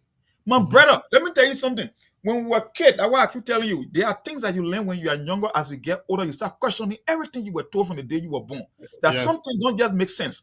The people who call Congo or America Liberia, they also came from Africa. They were forced against their will to come to this country to become slaves, right? Okay, the only difference was between the so-called indigenous and these people, it was the fact that their parent or their great-grandparent was transport, or they were transport over the Atlantic Ocean or the transatlantic slave trade, and they lived in a society that was more organized at the time. So when you are sending them back home, you expect them to take the same idea that they took from here to carry back. So think about you living from the West, you went to college or university, you've been exposed to a bigger country and a whole diverse culture. You don't expect these people to operate the same as a native. That was a big divide. Let me tell you something. There are things that you used to do in Liberia today that you won't be comfortable doing now for the fact that you live in America for X amount of years. And this same divisive politics we've seen it transferring to today, that they created a narrative between the diaspora and the people back home that we are enemies.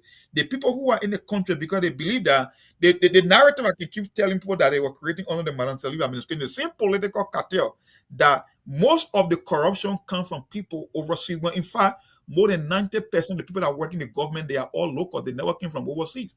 But it's the same thing. That's why you see when the politics today, it's always about tribal land, it's always on religious land, it's always about godfathership, godmothership. And let me just give you a typical example. Right in Nima County, what we've been hearing in a few days on social media, that every time one candidate loses an election, she comes back to America. It ring a bell? If you guys know what I'm talking about. We've been hearing that. And how can that be into the discussion of politics? That's what we say. Why we cannot argue on the merits? Because it was the same case that you guys made against the so-called Congo people, and you did worse. You killed more people than them. You stole more than them. You put people on poll. You changed constitution. You chased the political opponent out of the country. You muscle the press. So what make you any better from these people who you claim were marginalizing you? And my brother, like I said, it's very uncomfortable to talk about, but it's about time that the younger people, especially the generation after that 1990, because they are in majority now, they are the one that will be deciding the outcome of every election moving forward by virtue of the demographic. So even though we don't want to talk about it a lot, but my brother, it's still transferred to this politics. That's why when you see someone working hard and bringing about something better to a country, whether it's about roads, whether it's about school, whether it's about empowering people, no, they want to denigrate that person. They want to go back to that same divisive tribal politics, because that's just what it is. They've been doing it for 40 years. So I want to ask Mark, because Mark. Before I ask Mark, let me just say something just to yes. add what Mark Yeah, just I don't know whether you want to allow me first, or because you be the last. Go ahead. Yeah. So Mark, most of the accusations against our quote-unquote educated people was they squander most of Liberian opportunity. Like, for example, some maybe quote-unquote people are saying that they've been ruling for the past close to almost 100 years. And today Liberia is backward. Who should we really shape? Because mind you, we always want reconciliation. And let me be fair enough in how we handle all of the reconciliation. If Melbourne is the problem, let Melbourne be able to confess and say, yes, indeed, this is the situation, we are wrong, and let us have a dialogue. Mark, now my question back to you, because these are things that you hear in individual communities, neighborhoods, and towns and villages, that quote unquote our educated people, they were not thinking about developing this country. All they were thinking about is to get the money and go out there and to enjoy themselves. And today we are getting the feedback. So where are you? Let Mr. Kane go ahead, and maybe later. Let me get him. Yeah, let Mr. Kane talk. Mr. Kane speak to that. So briefly, just to agree to some of the things Monk mentioned. When I said this whole idea of what happened, what transpired in 1980 is an unending story.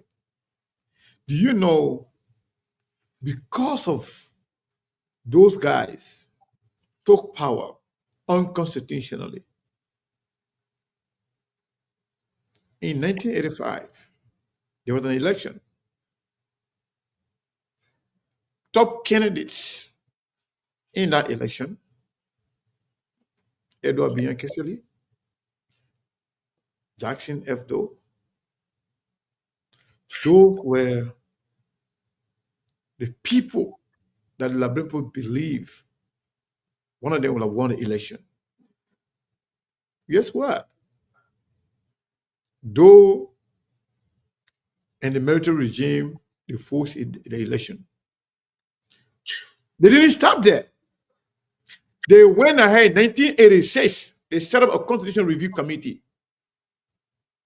They dismantled the constitution and put in place everything to protect themselves. Up to where we are today, the amendment that they did with the Liberian Constitution, that's why today when I look at many Liberians who are boasting, professing to be the most educated people, the PhD, the this and that, the lawyer, the PB lawyers, so-called lawyers, but they are unable to strengthen the laws of our country. The PRC government changed the constitution. All the things that are going against us today, wherein a president can do anything he wants, even kill people, steal the whole country money. As long as the president is not impeached, the president will go free. You know why they put it in there? Because their government, they have military government. They knew that nobody would even attempt to impeach them. If you try, then basically, you know what's going on, what's coming for you. So they did things at the time to be fit their own government and power, with leaving no option for anybody to touch them, to do anything to them. So they didn't look at the country, they didn't look at the future. They measure everything within their own rank and file as to what they can do and what can protect them as a government. So what happened to our so-called educated people? They've come to power from time to time. Ellen came to power. We have all those educated people, all the lawyers, all those bad laws in the books. It can be changed. Why? Because it only benefits those in power. So those who will come to power, they will not let it be changed. They'll be like, you know what, other people be enjoying these opportunities forever. We come in the world, we want to change it for. So they want to maintain the status quo so that they too can enjoy it. When they move on, another person can get. That's why they want to be changing, switching position in another party than the other party. Any other party or any other leader that will come with the mindset, you know what? These are not good things for our country. With these laws, the country will remain in this kind of position for another 177 years. They don't want to see those people then coming. That's why they were fighting against communists. That's why they've been fighting against all the progressive-minded people who think that the status quo has to be changed. And any other person from this generation, if you attempt to come with that mindset, whatever we have right now is outdated. It has outlived its usefulness. We don't need it. It does not align with the current reality. The cartel, they will go against you. They will fight you. By all means, they will leverage the ignorance of our people to go against anything that will resemble change. So it's very important.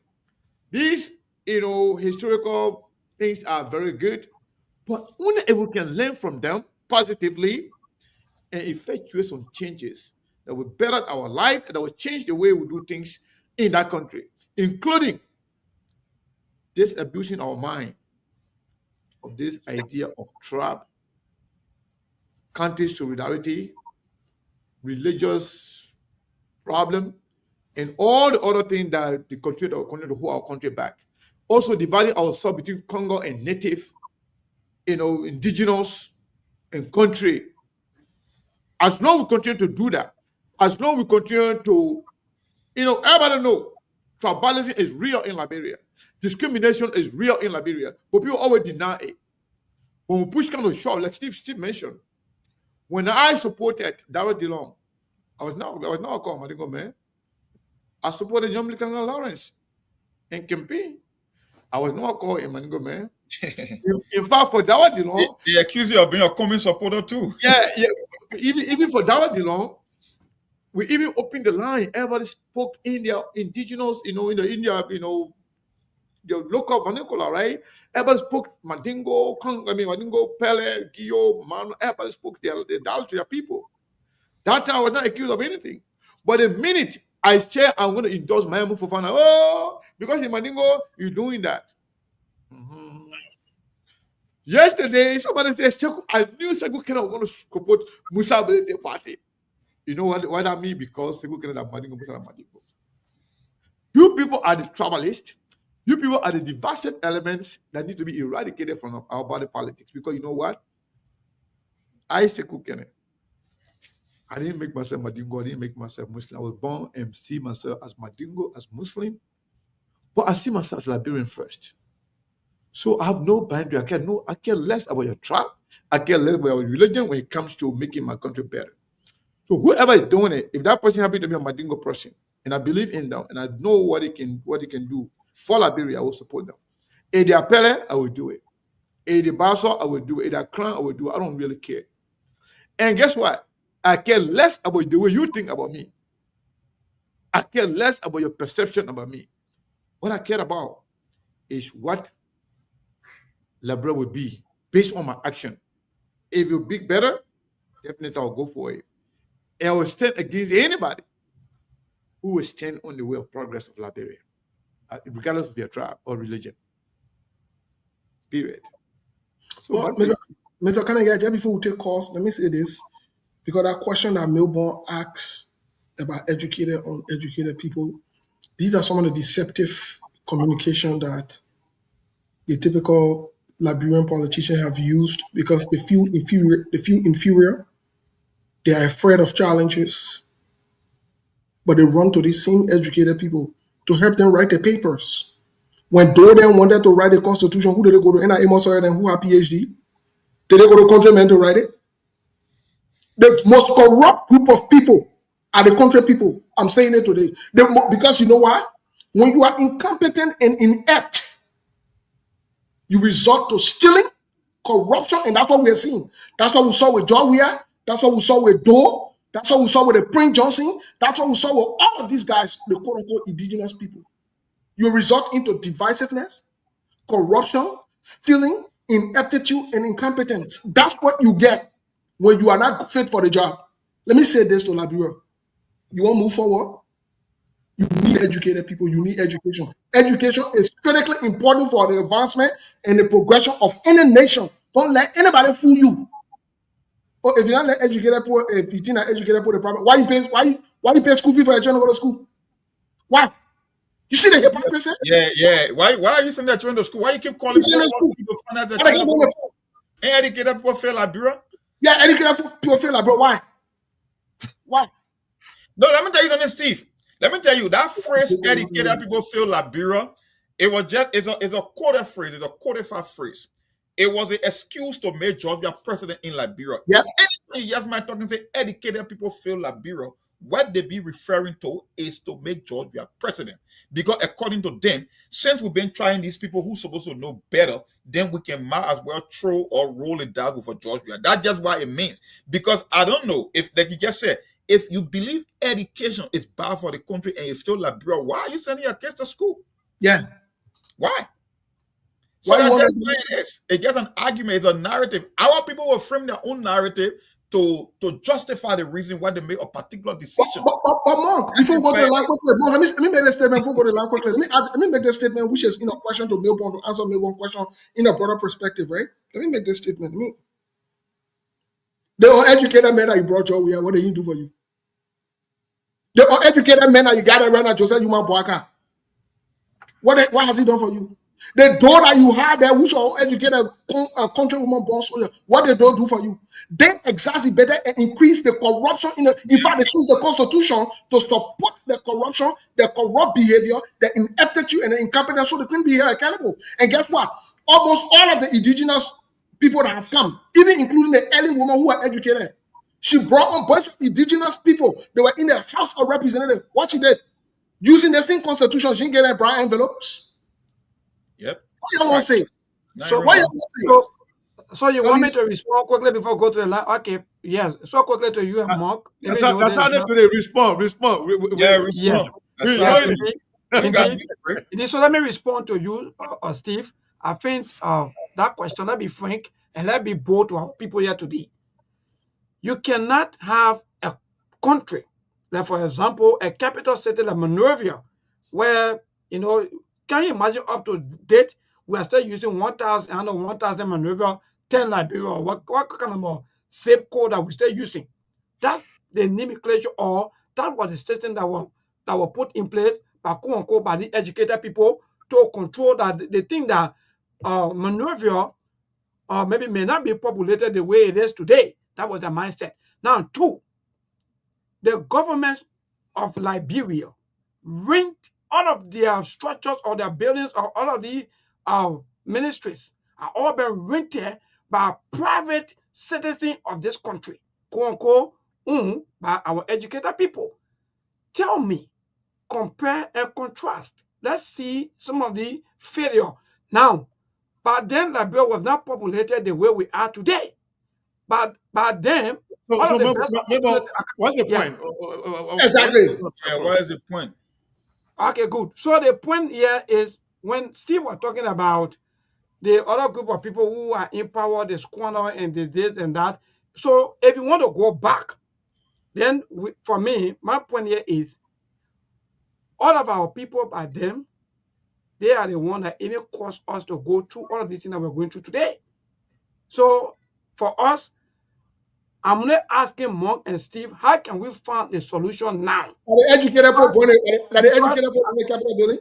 No, the reason why I use the word educated, Monk and Steve, I don't want to be that kind of a person who will be seen like we use the word Congo. No. So I prefer to use the word educated people. So that's why I'm using the word. So that means you say educated people, you are referring to the Congo people? But then they were the only educated people by them. Oh, okay. Let me come in. Let me say something real quick. Let me just say something real quick before we go to the line. Yeah. First of all, in Liberia, there's no shortage of education. There's no shortage of educated people. And Liberia's problem, in terms of those who are leading us, who have been leading the country, is not about being a native or Congo. It's not about being educated or not educated. Majority of the people that have led our country, they don't love the country.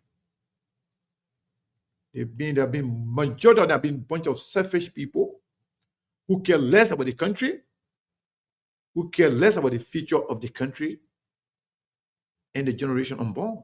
That has been the problem. Lack of patriotism. This is why it's across those who finance the war to destroy our country. Some of them were educated. Those who took arms to kill each other, some of them were uneducated. Everybody somehow, some ways contributed. In Sierra Leone, in Africa, they fought. But the way we looted our country, taking copper wires, camels, take the zinc over the roof of our buildings in Liberia. We took them to Guinea to go sell it. In Africans, those were not done by educated people. So pretty much the problem is not about who is educated, who is not educated. It's about lack of patriotism and lack of love for country. And even those that are there right now, they're only there for themselves, putting money in their pocket. So until people can show love for country, both educated and uneducated, both indigenous and so-called elitists, anybody. If you love your country, let's put people to lead us.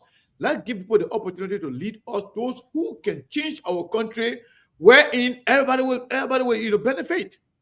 That has been the problem. We should not discriminate. We divide ourselves into educated people, uneducated people, indigenous, elitists, and this and that. Let's get the rightful Liberian with the right leadership characters, with the right love for the country, and with the ambition, to change the country. Not just about tribalism, sectionalism, religious, fanaticism, all the other nonsense thing that continue to store our country. That's my take. Maybe one want to add. No, and you just said it right. That's why I said that whole thing about educated people educated people or failing the country. It's a political narrative, because as far as I've been knowing myself, I've never heard that in Liberian politics prior to the coming of George Weah. It only came about because of George Weah. And it's a testament to the fact, and it all depends how you define education. Just because someone came to a college or university and they get a piece of paper they call a degree, it does not necessarily mean that they are bound to be successful. You just came to gather information, or you are given a degree. We are talking about people who are competent, people who can get the job done, people with a track record of success in their life. Now we'll talk about the merits. So, because if you look at the whole educated people, feel like, bro, everything in this world is controlled by educated people. The airplane that you ride on is a pilot. He went to school. Your port is being run by educated people. The bridges that you drive upon or on top, or you drive through, right? They were built by engineers. So what Melbourne is saying, when I call an engineer to build me a bridge, when the engineer made a mistake, we may have to go hire a market woman that said billable, because educated people fail me, so I should go bring the uneducated.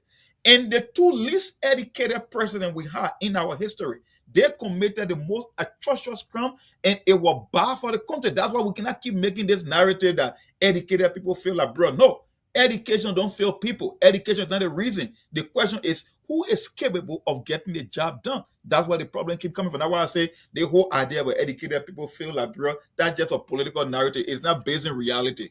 And the history. All right. Well, before we go to the, I thought we were talking about 1980 stuff. We're not talking about moving forward. Yes, but we're not going to the last time Steve talked about it briefly. When you see Muna sitting here, Muna not talking, you don't have to invite Muna to sit. Muna know already. She has the right to interject. She has the right to say, I want to say something. She has the right to call all because I told her that in the back. Yeah. I told her before, Muna, don't just sit there and wait for people to give you the option to talk. We the men there who can talk non-stop. If you have something to say, hey, let me interject. I have something to say. You have a point to make the point. A lot of women on their platform watching all, they want to hear you. But if you don't have anything to say, it's just saying going to the show too, that's fine.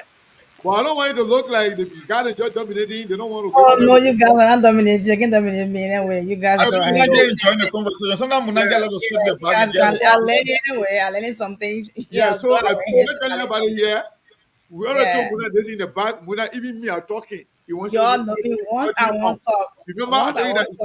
I will cut me off and say whatever you want to say, because once I want to talk, I will enter. We have on the show, Muna got the scene right, even better, because ladies before gentlemen. Thank you. Well, that's great, Mark. Mr. Let me respond.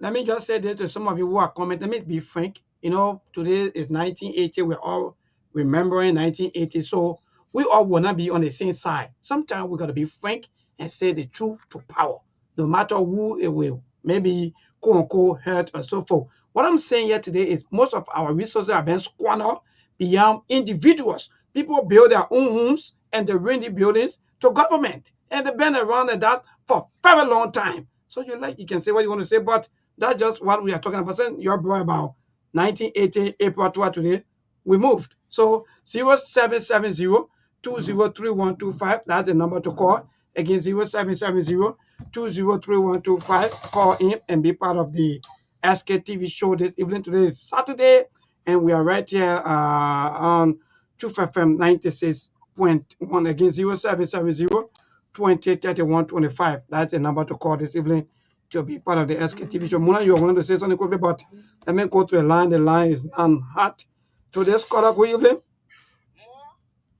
Hello. Good Yes, go ahead. Your name and from where you join us. This your papa. Born 1958. I'm 67 years of age. I took back. I was on the street when the coup took place. I took part in the 1979 arrest riot. You said something, look, I was standing on listening to it. I was too happy. Education is not a degree you possess.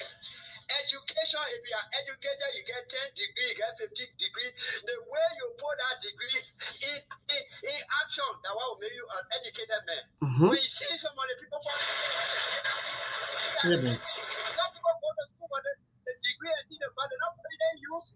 Like Iraqi said, I was small boy when they had the justice ministry opposite CWA. They were owned by the C American Liberian. The defense minister that were on Benson Street, owned by these people, these same people. Why you think they couldn't base structure for government? They were using their father and my horses to make it with ministry.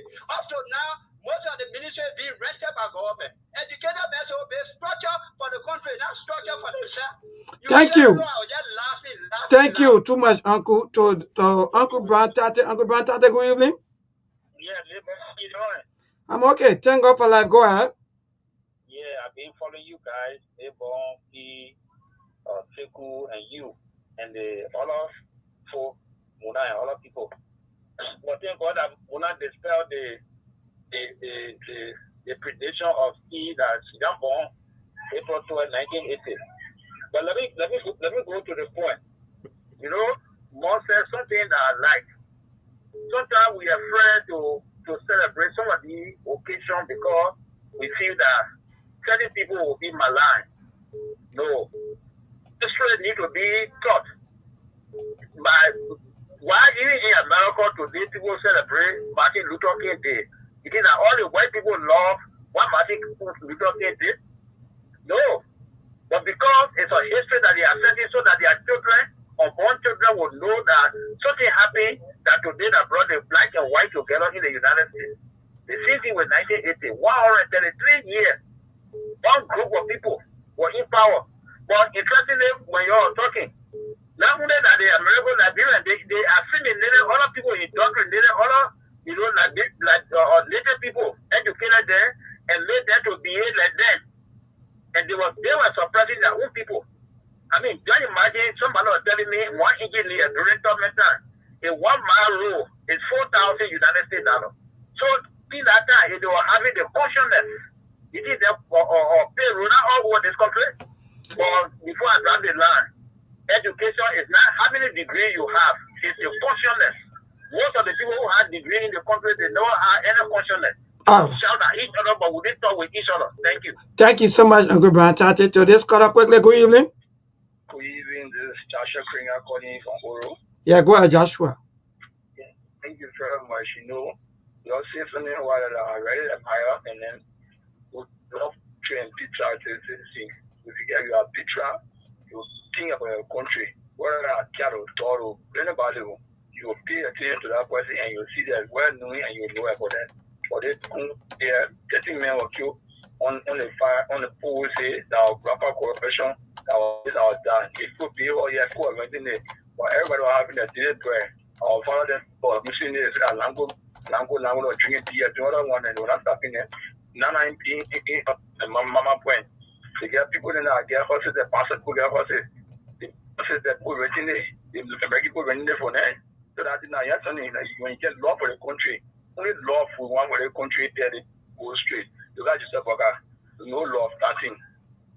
Okay, thank you. Thank you so much. Keep your calls coming 0770-203125. That's the number for you to call this evening and to be live right here on the 25 from Sktv show here on Saturday, April 12th. Those of you who can still remember April 12th, 1980 or 1979. Hello to this caller. Good evening.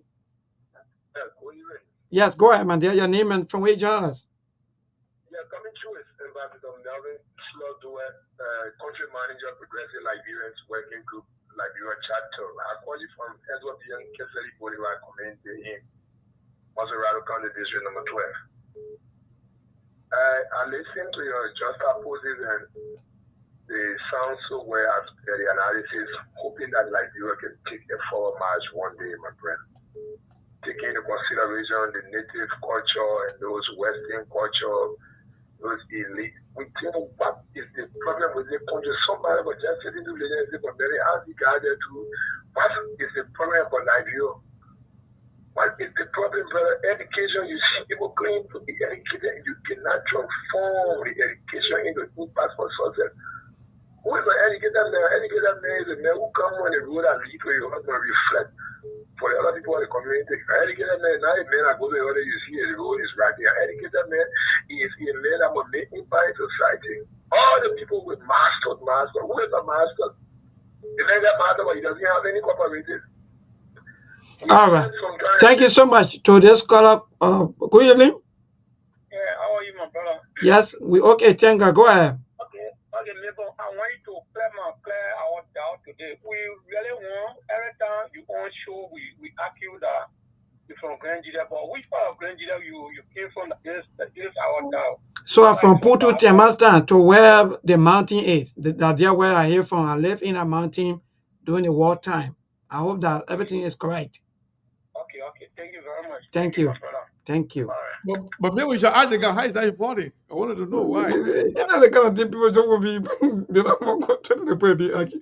But anyway, that's good, Mr. Kana Ali. I thank God that I tell them some of these things so that they can know. I'm born son of Grand County. I live in a mountain for a very long time.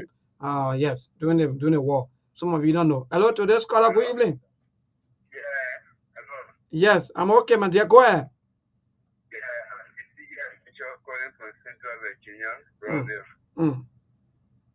Yeah, thank you so much for the show tonight. And you said something on the show that really touched me about education and the way to make use of the education. I'm from the medical era. We have something that we call theory and that was practical. There are people who are educated and get some level of degree, but they don't have the practical aspect, how to practice it, how to play it out.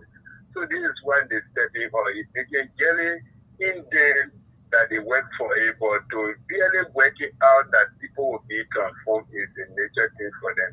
This is a challenge that we are having in Nigeria with some people that are in power. They are educated, but they are not making use of it, making impact of it to help all people to be transformed, but to rather make them to lead into total poverty.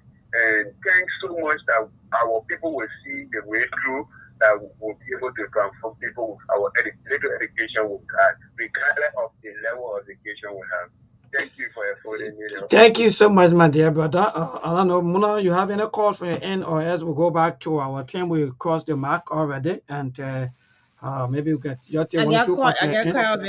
Let me take this call. Maybe because today I started, you give at least extra 10 minutes or so. Let me take some calls. Good evening. Hello? Good evening, you're live. Name and calling from where? Okay, my contribution to this show is that the problem we got in this country is not education or lack of education. The problem we got here is lack of love for country. Yep. No nationalism, that spirit of nationalism is not found in this country. No patriotism. If you open the typical Nigerian man head, if your eyes will see in his head, you will not see Nigeria. What you will see is America. Every leader that have reached to power in this country, they only fight to get what they can get to go America, send the family America, live America the way they want. That has been our problem in this country. If our people, our leaders have had love for this country, we couldn't be where we are today. Lack of patriotism, lack of nationalism, and love for this country is what is lacking in this country. Thank you. Thank you so much for calling. 081 14 35 04 0776 105 105 0881 14 35 04 0776 105 105 0881 14 35 04 0776 105 105. But maybe if you are calling, so you can take the call, right? Yeah, if not, then you can switch to us. We can also talk about some of the things that we just heard. Yeah, because Mona, I'm not really getting Mona too clear. I don't know what Mr. Kana, what you're getting, Mona. But anyway, We're getting Muna about Muna does not have a call coming in now, so you can take another. You can take two Yeah, more. so take call. You can switch all to us. right. So many calls coming also from the WhatsApp number. Let me see who on this WhatsApp. Hello to this caller. Good evening. Yeah, hello guys. I've been following this. Very low, maybe low. Yeah, go ahead. You okay? Please, be a little bit loud, please. Yeah, you hearing me? Yes. Okay. Okay. Yeah. Go ahead. You are live. Yeah, I wanted to give my little contribution because I've been following you guys and congratulations for the show. I really appreciate the conversation, especially the topic. Because when it comes to education system in our country, we have really lack of education. But really, we gotta say we don't have leader that have vision. That is a problem we have in our country. We always keep on electing people that don't have love, passion, or nothing to contribute to the country, but only to enrich themselves and keep the people in poverty. At the end of the day, when election times come, they come and get small money. Yeah, and then people keep on voting the same people. Nothing is going to change if the mindset of the people doesn't change. That's all. Thank you very much. A nice program. Bye, guys. Thank you so much for also being part of the show this evening. Mona, you get called there. If not, then Maybe I'll take two more. Then we can take a few calls from here. Then Yeah, we go can. ahead. Maybe I know today we're using generator. Yeah. All right. So let me see. Yeah. Yeah, 0770203125 to those of you who are calling in the WhatsApp. Maybe can you hear me? Call. Yeah. I do have a call here. You want me to take that one? I have a call here. Do you want me to take that? Oh yes. Yeah. Go ahead, Mr. Kane.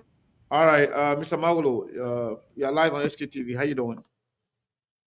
Yeah, good afternoon, folks. So it's good to have this show, and like I've always said, it's good to educate our people on the truth of this country. You know, and the French man say, on va commencer au commencement. On va commencer au commencement. I heard that French. Okay. Let's start from the beginning. Let's start from the start, from the beginning. This whole Congo and natives and all that stuff. How many of us know our history enough to even dissect what is it about? Do you know that the people they call Congo people were not the ones who came from America? They were not the Congo people. They were the ones who came, who they caught on the ocean, going to America, and they brought them to Liberia. And those people served as the buffer between the natives that were on the ground and the people that came from America, because they kept attacking these people from America. So since these people hadn't gone to America, but they didn't know where they were, the American partnership brought them. And the only thing they knew about them was that they got them from the Congo River Basin. So when they brought them, you would say my name, John Brown, from the Congo. And so, because the people were not educated, they called them Congo people. They were the Congo people. And then afterwards, they start intermarrying with the natives and with the ones who came from America. And everybody starts to intermarry. So there is no Congo or Americo-Liberian people in Liberia. Anybody who tells you, oh, that person is a Congo person, I think they need 5 persons who they know a Congo and trace their background. You find out that they are not Congo. Secondly, do you know that the 2 first tribes to ever hit the place they call Liberia today were the Mandingo and the Bula? Before anybody else came, it was the Mandingos and Fullers. So for those who want to discriminate against Mandingo people and this and that and Fuller people, they were the first. But because they are nomads, they are business people, they're traveling from here and there, they never settle in any one place. That's why you will find them all over the place.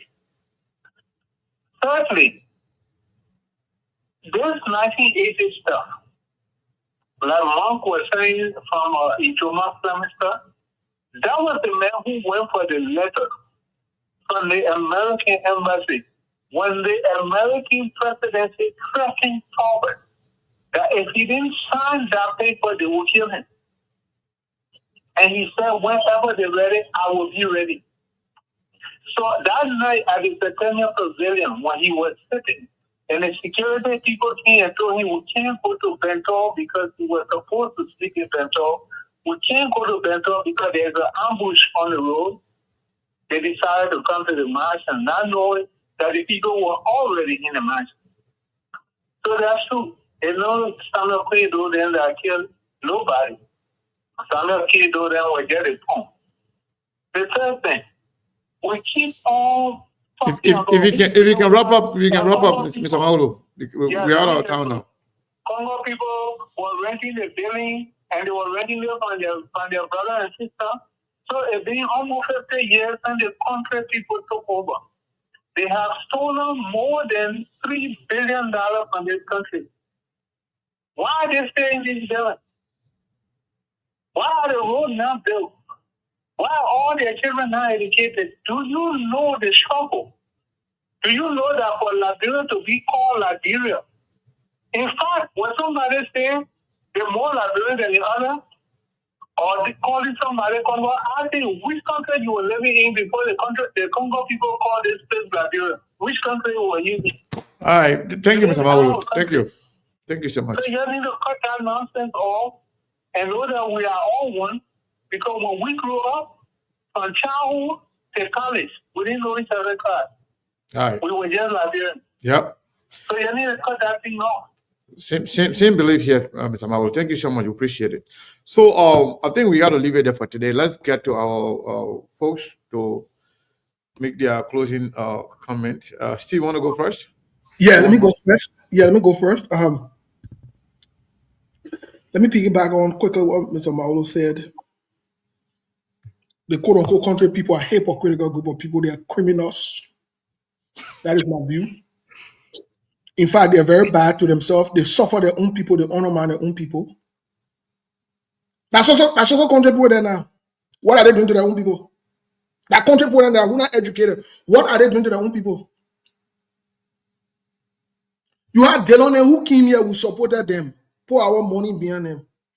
Got the audacity because of his inferiority complex. Went to Liberia, passed a bill, agreed to pass a bill that Liberians from the diaspora can hold a certain position in Liberia.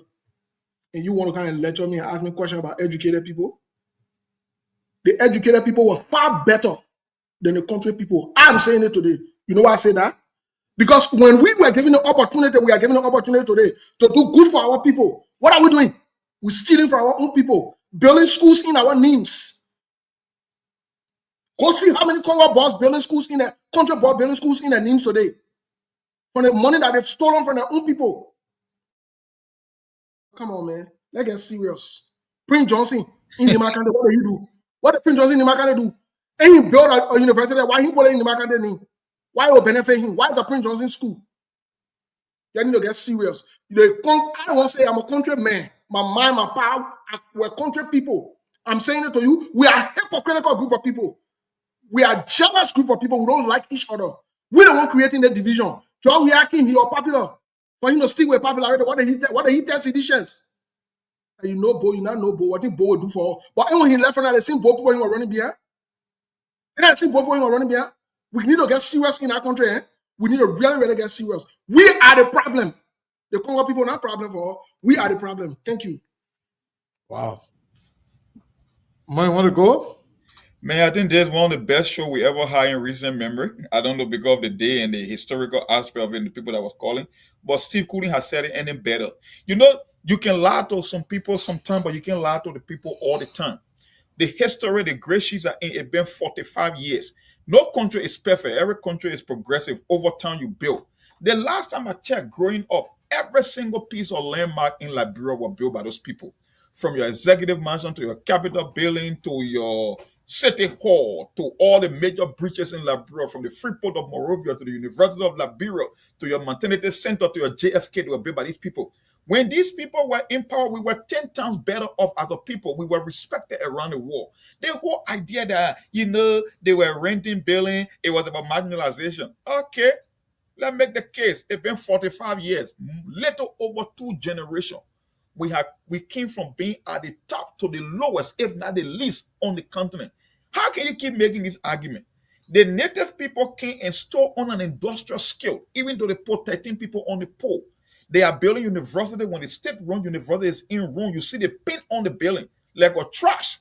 And you want to make an argument that because few people were renting building here and there. Okay, we agree. They were not perfect. But let's do the comparative analysis.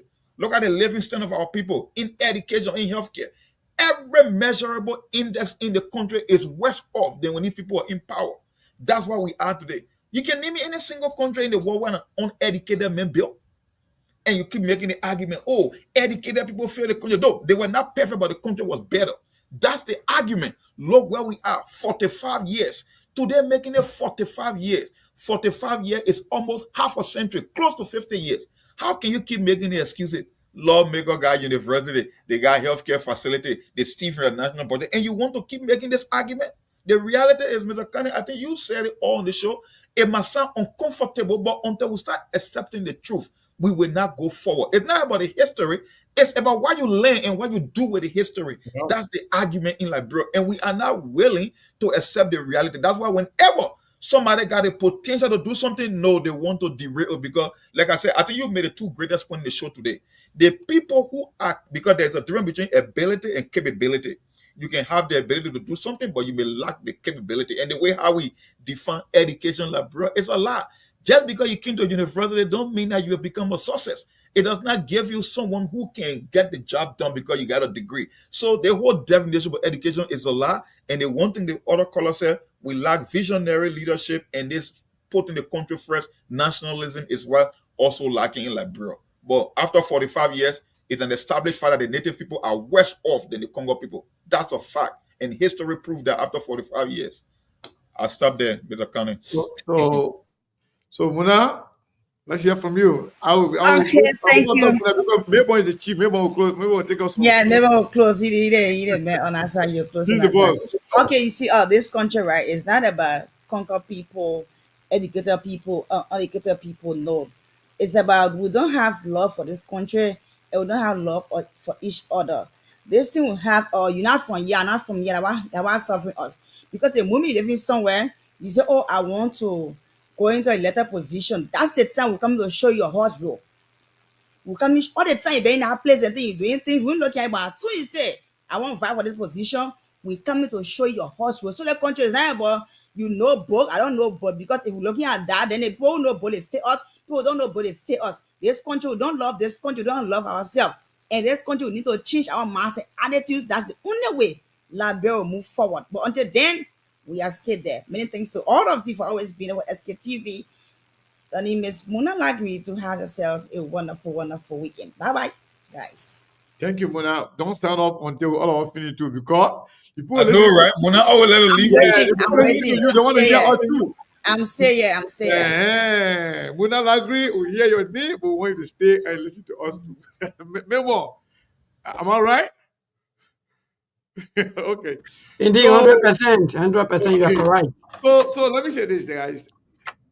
The feedbacks are incredible. I've seen a lot of people testing that this is one of the best shows we ever had. I don't know why. The people are saying that maybe it's because of the historic nature and some of the education provided by people with knowledge. Let me say one thing. To the caller who is concerned about how Congo people or the leaders back then used to rent their houses to the government. At least we said to the government, right? They used to get paid for the government. Government used to use their places. In this country here, America, even prison compound, they're not owned by government. I know. They are privatized. Privatized. They are given to people.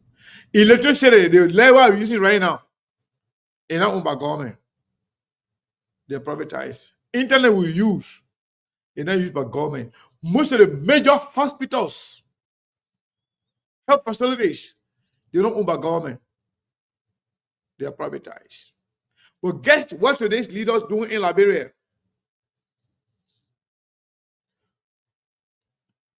Private sector's job. Business people then supposed to be buying trucks and put it to Aslamitar, an other mining company. Government, you're representing and vice president, and they didn't want to buy in it. Yep, that them. Those are the native people. Yeah. The people that supposed to be empowering the common people. The common people supposed to be the one to engage in businesses. Whether you know what? Some of the senators, they get over 50 trucks, renting it to the people. Why they still getting government money? They too taking the money that should go to the common people. In fact, today's leadership, the government in power today, from the president to the vice president, even the president, when they brought the yellow machine in, the trucks that came with the yellow machine, those were trucks belonging to the president and the president family there that they're going to be renting it to these mining companies so they can be getting their own money too. That the native people in there. You know, these stories are unending. And the current government, especially Joseph Nima Bwaga, is a gift that keeps on giving.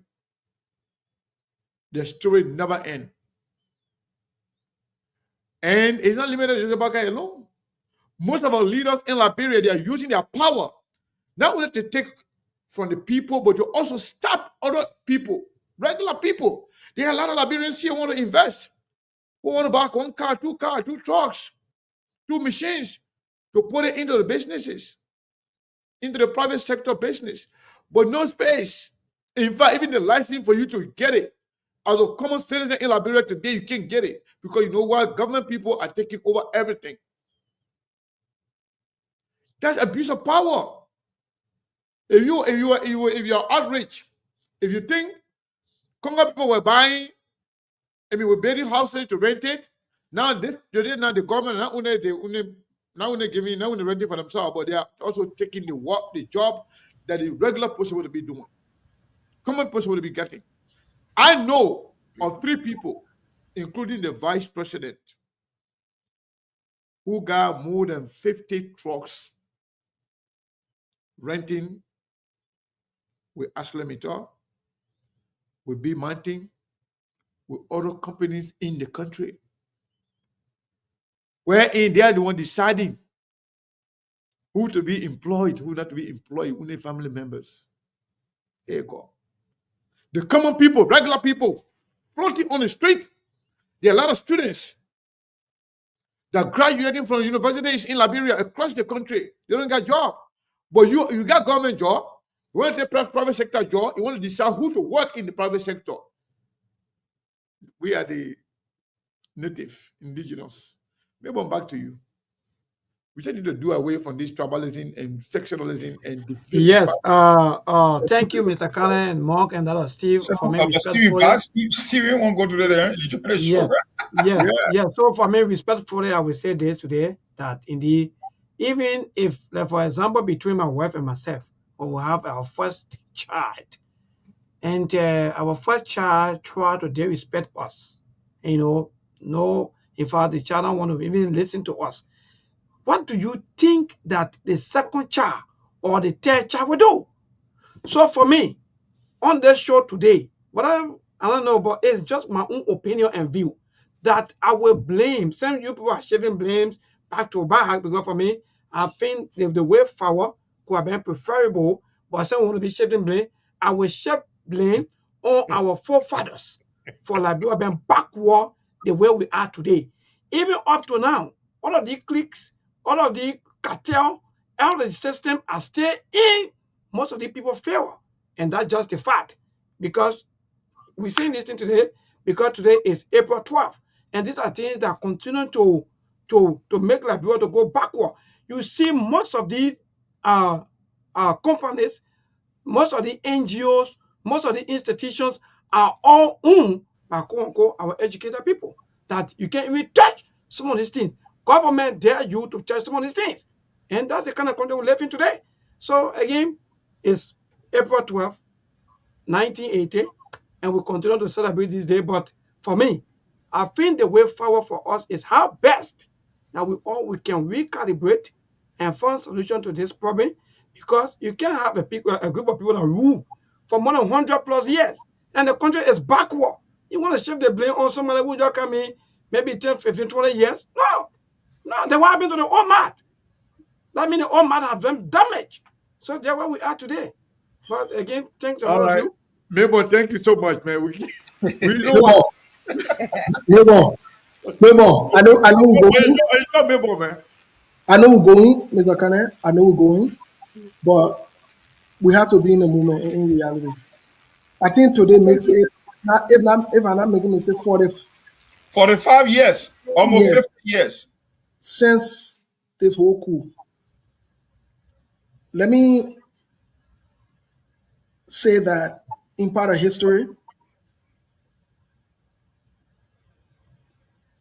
the forefathers or the founding fathers made their mistakes. They did what they did. In fact, that's why they're no longer here. If I, in this time, in this recent morning time, we sit down and blame somebody for 45 years ago, when the other people who are doing something to impact me right now, the people who are never news anyways, brother, are not living before their time. So still, you still want me to talk? These are the same group of people that even go back and come back for the same power. Remember,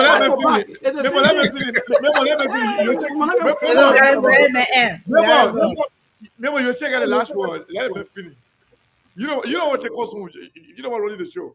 So go ahead. The only thing I'm trying to bring up to, not Melbourne specifically, to some of our people who think that way is, how do you get there with trouble that laying out in a grave for your child not going to school today?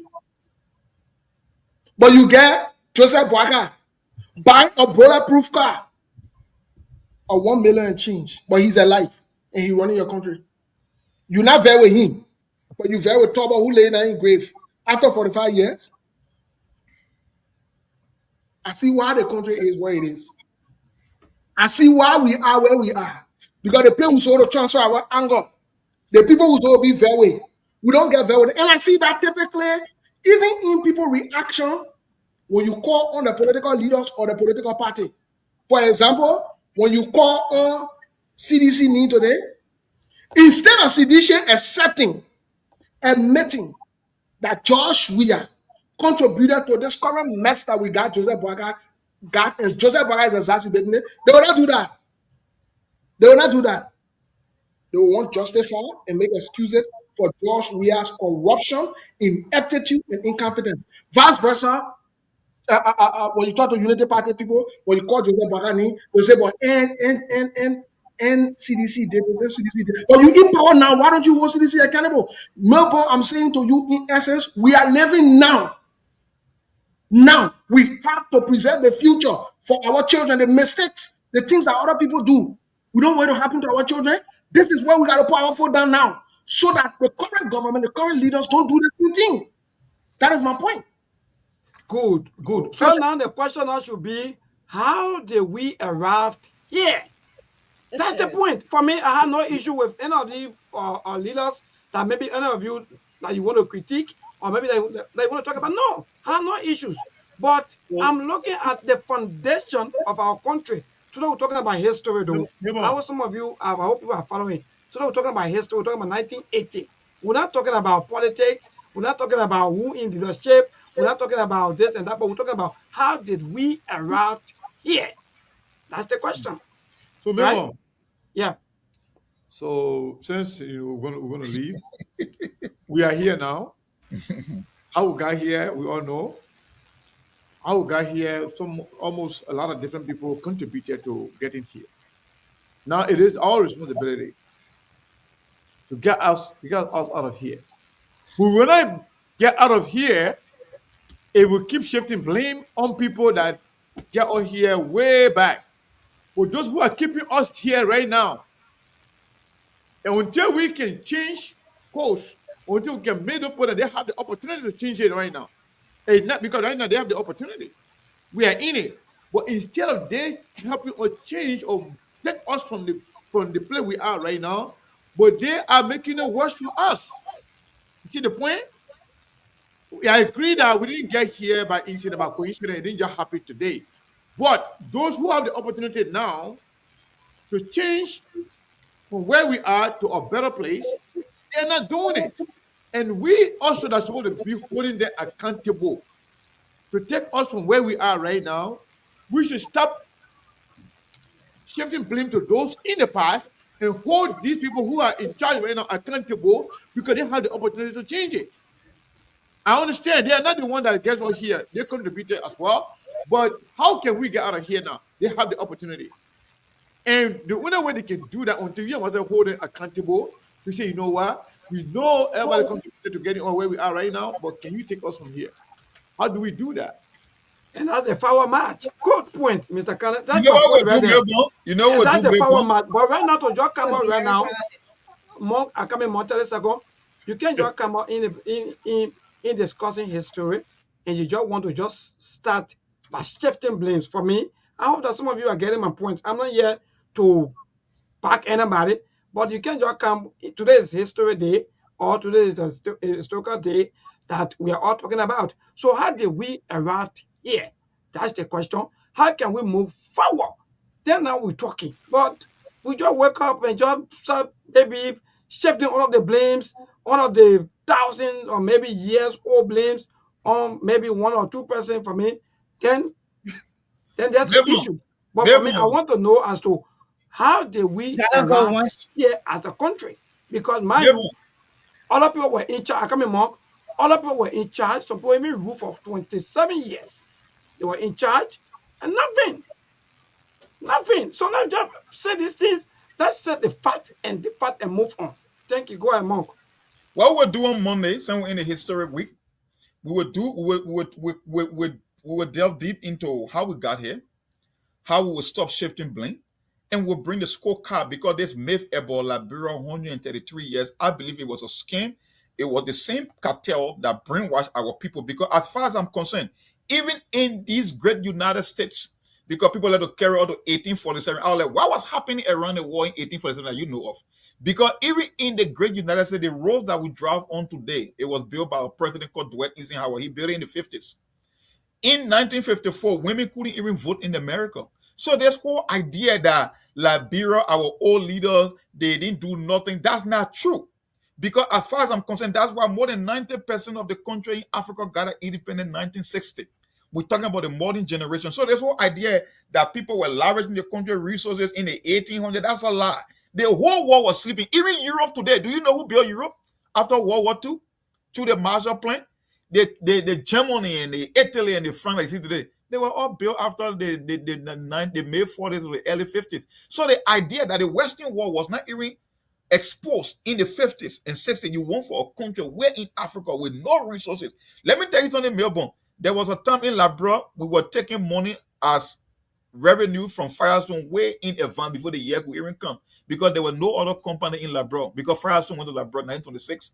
There were no other corporation in Labrador that the government could get taxes from. So let's say in 2025, the Labrador government will collect taxes for 2026 and 2027. But we were brainwashed. But we'll do that on Monday. I think we can start for that. I don't think there is a need to go Yeah, forward. man, we gotta go now. Thank you, all of you people. Yeah, at least some of our people, they were able today to learn from some of these things. We can't be the way some of you thinking. Some of you who are commenting, you don't even know where you're commenting on. We are discussing history thing that happened 1980 and so forth back to back. But again, Mr. Cannon, thank you so much. Good night to you. Mona, good night to all of you. And All right. Good night, my yes, dear indeed, brother. Good night, yes, brother. indeed. Good night to Yeah. all of you. All right. Good night to all of you.